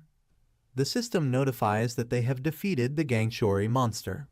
People look at the system windows that appeared in front of them and happily say that it says here that the mission is completed. She's like that too, and it's exactly the same with him. Some of them are happy about the completed task, while others are happy about what just happened. Gangram asks the messenger if he can take the dragon with him. He is still experiencing side effects. Gongju says he can do as he wants. First of all, he must take care of himself. Gangram thanked him for this, and Yangniu says that when she looks at him, there's not a living thing visible on him. He might die if they leave him. Gongju gets very angry about this and asks what is she even saying. Yangniu turns around and says that he must heal him. Why is he standing still? A man in a mask comes to them and says that she is right. She turns around and asks, "These are very expensive drugs. Does he know about that?" She saved it just in case. The man smeared Gangram ointment on his face and hands and says that everything is ready. Yangniu tells the masked man that of course she told him to do everything to make him like her, but if he will. Gangram ignores them and turns around. He looks at Tihun, who walks towards him and asks if it is his turn to fight him now. He is silent for several seconds and looks at Gangram, who is holding the monster in his hands. He waves his hand in refusal and says that he is a dragon, not a snake. They make eye contact, and Gangram says that he doesn't think there are any snakes left here. The dragon waves his hand, and a worried Tihun raises his hands and says that he doesn't need it. He says with a kind smile that he already said that he lost, so he finished. Gangram holds the dragon with one hand, puts the sword in his inventory with the other, and says that if this is so, then he must obey his orders. Tihun sighs, agrees, and asks, "What is this?" Gangram motions for him to follow him and says that they should talk somewhere else. The dragon continues to be angry about what happened, and he says that there is nothing wrong with it. After that, he leaves, and a worried Tihun calls his name and says that it doesn't look like anything. They can just talk here. Some time after they went to a deserted place and talked. Tihun was surprised by what he heard and asked, "Is this really possible?" Gangram nods his head in agreement. He throws up his hands and says that if he doesn't want to. He doesn't have time to finish because Tihun extends his hand to him and says that he will do as he said. He smiles broadly and says that he wants to work with him. The system notifies that their destinies are intertwined. CO Gangram's fortunes are leveling out. His fate class is upgraded to human secondary rank. Some time later, Gangram wonders what it is. Could this be sleep paralysis again? He lies on the bed, clenches his teeth very hard, and thinks that this is very painful. It seemed to him that he was already accustomed to paralysis and nightmares. He begins to move his limbs and thinks that he can move. It seems like he can do it. He notices Linny, who stands on him and makes a sound. He presses hard on Gangram's chest and makes sounds. He picks it up and is about to say something. Linny creates magical energy in front of her head and activates the cleansing skill. He channels energy into Gangram's head, and he asks why he uses it on him. He notices a ray of light that falls on his face and is surprised because of this. He gets up and with a surprised expression on his face asks, "Is it really evening already? Already the next day?" Linny lifts his t-shirt, and there were visible severe wounds from the incident. Gangram is surprised by this and asks what he is doing. He understood everything and says that he is purifying the remnants of the poison. He pats Linny on the head and thanks him for what he did. After that, Gangram gets out of bed, hears a sound from under the bed, and says that apparently he was very tired since he slept all day. It took too long. Immediately after this, he looks under the bed and looks at something with a surprised expression on his face. He sees a red and black dragon, tertiary rank ghost fate class. A dragon with the energy of poison, fire and water. More aggressive than other dragons. Has an attack stronger than other dragons. Gangram remembers the past and thinks that he sent him back to the spirit realm because he really wanted to take a bite of Tihun. Maybe he called him in a dream. He raises the dragon and says that he must behave. He wonders what to call it, David or maybe Lucky. The dragon, with a dissatisfied expression on his face, begins to growl his stomach due to hunger. He decided to name him Yorn because of the sound he made and says that first they need to feed him. And Linny too. Some time later in the dining room, Gangram sits eating with them and thinks that now he has to pay twice as much for food. Gajun comes to him, calls him by name and says that this is where he was. So, what is he like, this dragon? What is his name? Yorn looks at him with an angry expression and Gangram calls his name. Gajun removes the hand that the dragon wanted to bite and asks in surprise, "Isn't that the name for the snake?" Gangram says it's for the dragon, if he calls it that. Gajun looks at the animals on the table for a few seconds. He asks, "If you think like that, there is something more in him, doesn't he think so?" Gangram paid attention to him and said nothing. He thinks he's right. It's not just the dragon Yorn that he brought here, some time ago after the dragon transformation. Tihun asks what are the orders. Gangram points his finger at him and says with a smile that he is going to the second zone. He thinks there's a reason why Anavi settled into the second zone where the students missed all the snakes. They all failed the mission of the second zone. Even after failure, you can get a second chance if you move to another zone. In this case, you need to start over, but it will be difficult. Yorn notices his plate is empty because Linny ate his food, and Gajun asks why he did it. Gangram sighs with his eyes closed and says that he looks useful. Gajun says there are others like him in other zones. Gangram gets angry at him and asks maybe because he is reasonable, unlike some. Gajun's eyes sparkle and he asks with a happy expression, will he become someone cool in the future? Gangram was embarrassed by this and asks if he still thinks that he is a regressor. Gajun agrees, remembers what happened earlier and says that in the Viper's room he looked like the main character. So he decided to reflect a little. Gangram asks what he was reflecting on. Gajun says that he seems to be missing something. Gangram remembers everything that happens to him and wonders what he's missing. He has done more than his fair share of insanity. He says that he helped a lot with Gangchiori. Gajun's body shakes violently because of something, refuses and says that he meant that help would help him. He clenches his fist very tightly and is about to say something about who this makes him.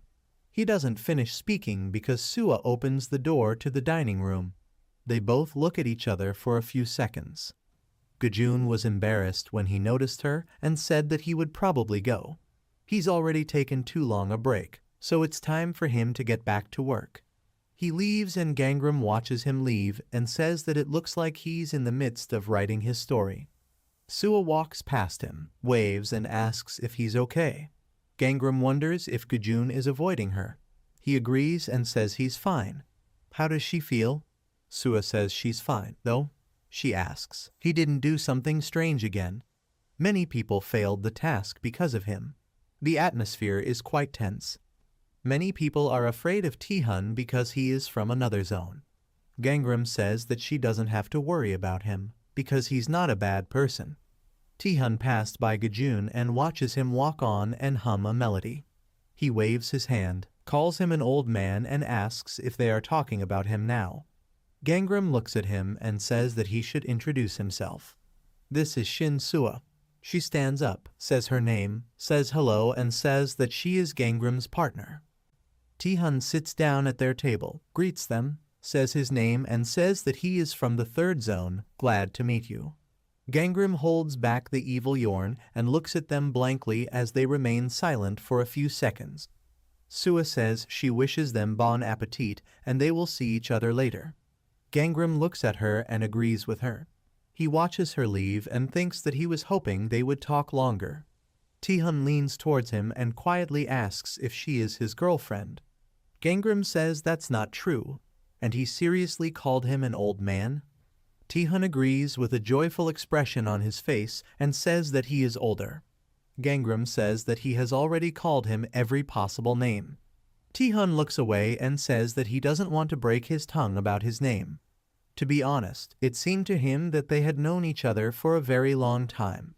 Gangram asks if he really thinks so.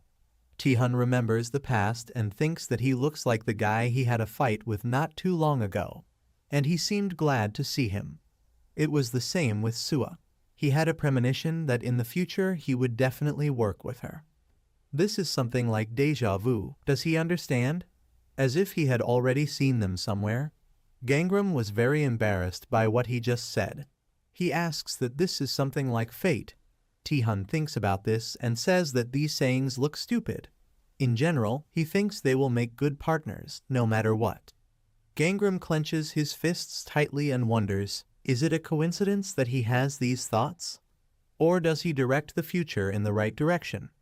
Tihun looks away and says that he thought he was a lone wolf, but apparently he has a lot of friends. He would like to become closer not only with Sua, but also with others.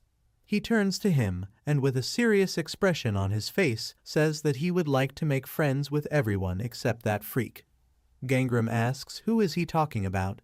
Is he talking about Gajun? Tihun says that it was he, this freak who killed all the snakes. He can't stand people like him. He gets very angry and asks how can you kill the snake that he swore to protect? Gangram says that he thought things weren't so bad for them. Tihun says that he would never date a freak like him. Gangram says that he should try not to provoke him, otherwise you never know what will happen. He thinks that he seems to get along with Sua and Father Johann. Plus, he's about the same age as Bom and Jael, so everything should go well. Tihun says he has something else. He beckons him with his finger and says that he has some proposal. Some time later, Tihun knocks down the door with both legs, and someone shoots and hits the door. One of the people who passes by looks into the doorway and hears loud sounds. Tihun goes into a large hole in the wall and wipes his face. He asks if she can tell me why she decided to attack him. Bom points her weapon at him and says that she cannot accept him. Tihun gets angry about this and asks who she even is. Gangram brought him here. Bom asks if he is wondering who she is. She is the master's first student. Besides, her guardian angel doesn't like him at all. He believes that he has no shame or conscience. Besides this, he is also trying to take Gangram away from them. She heard perfectly well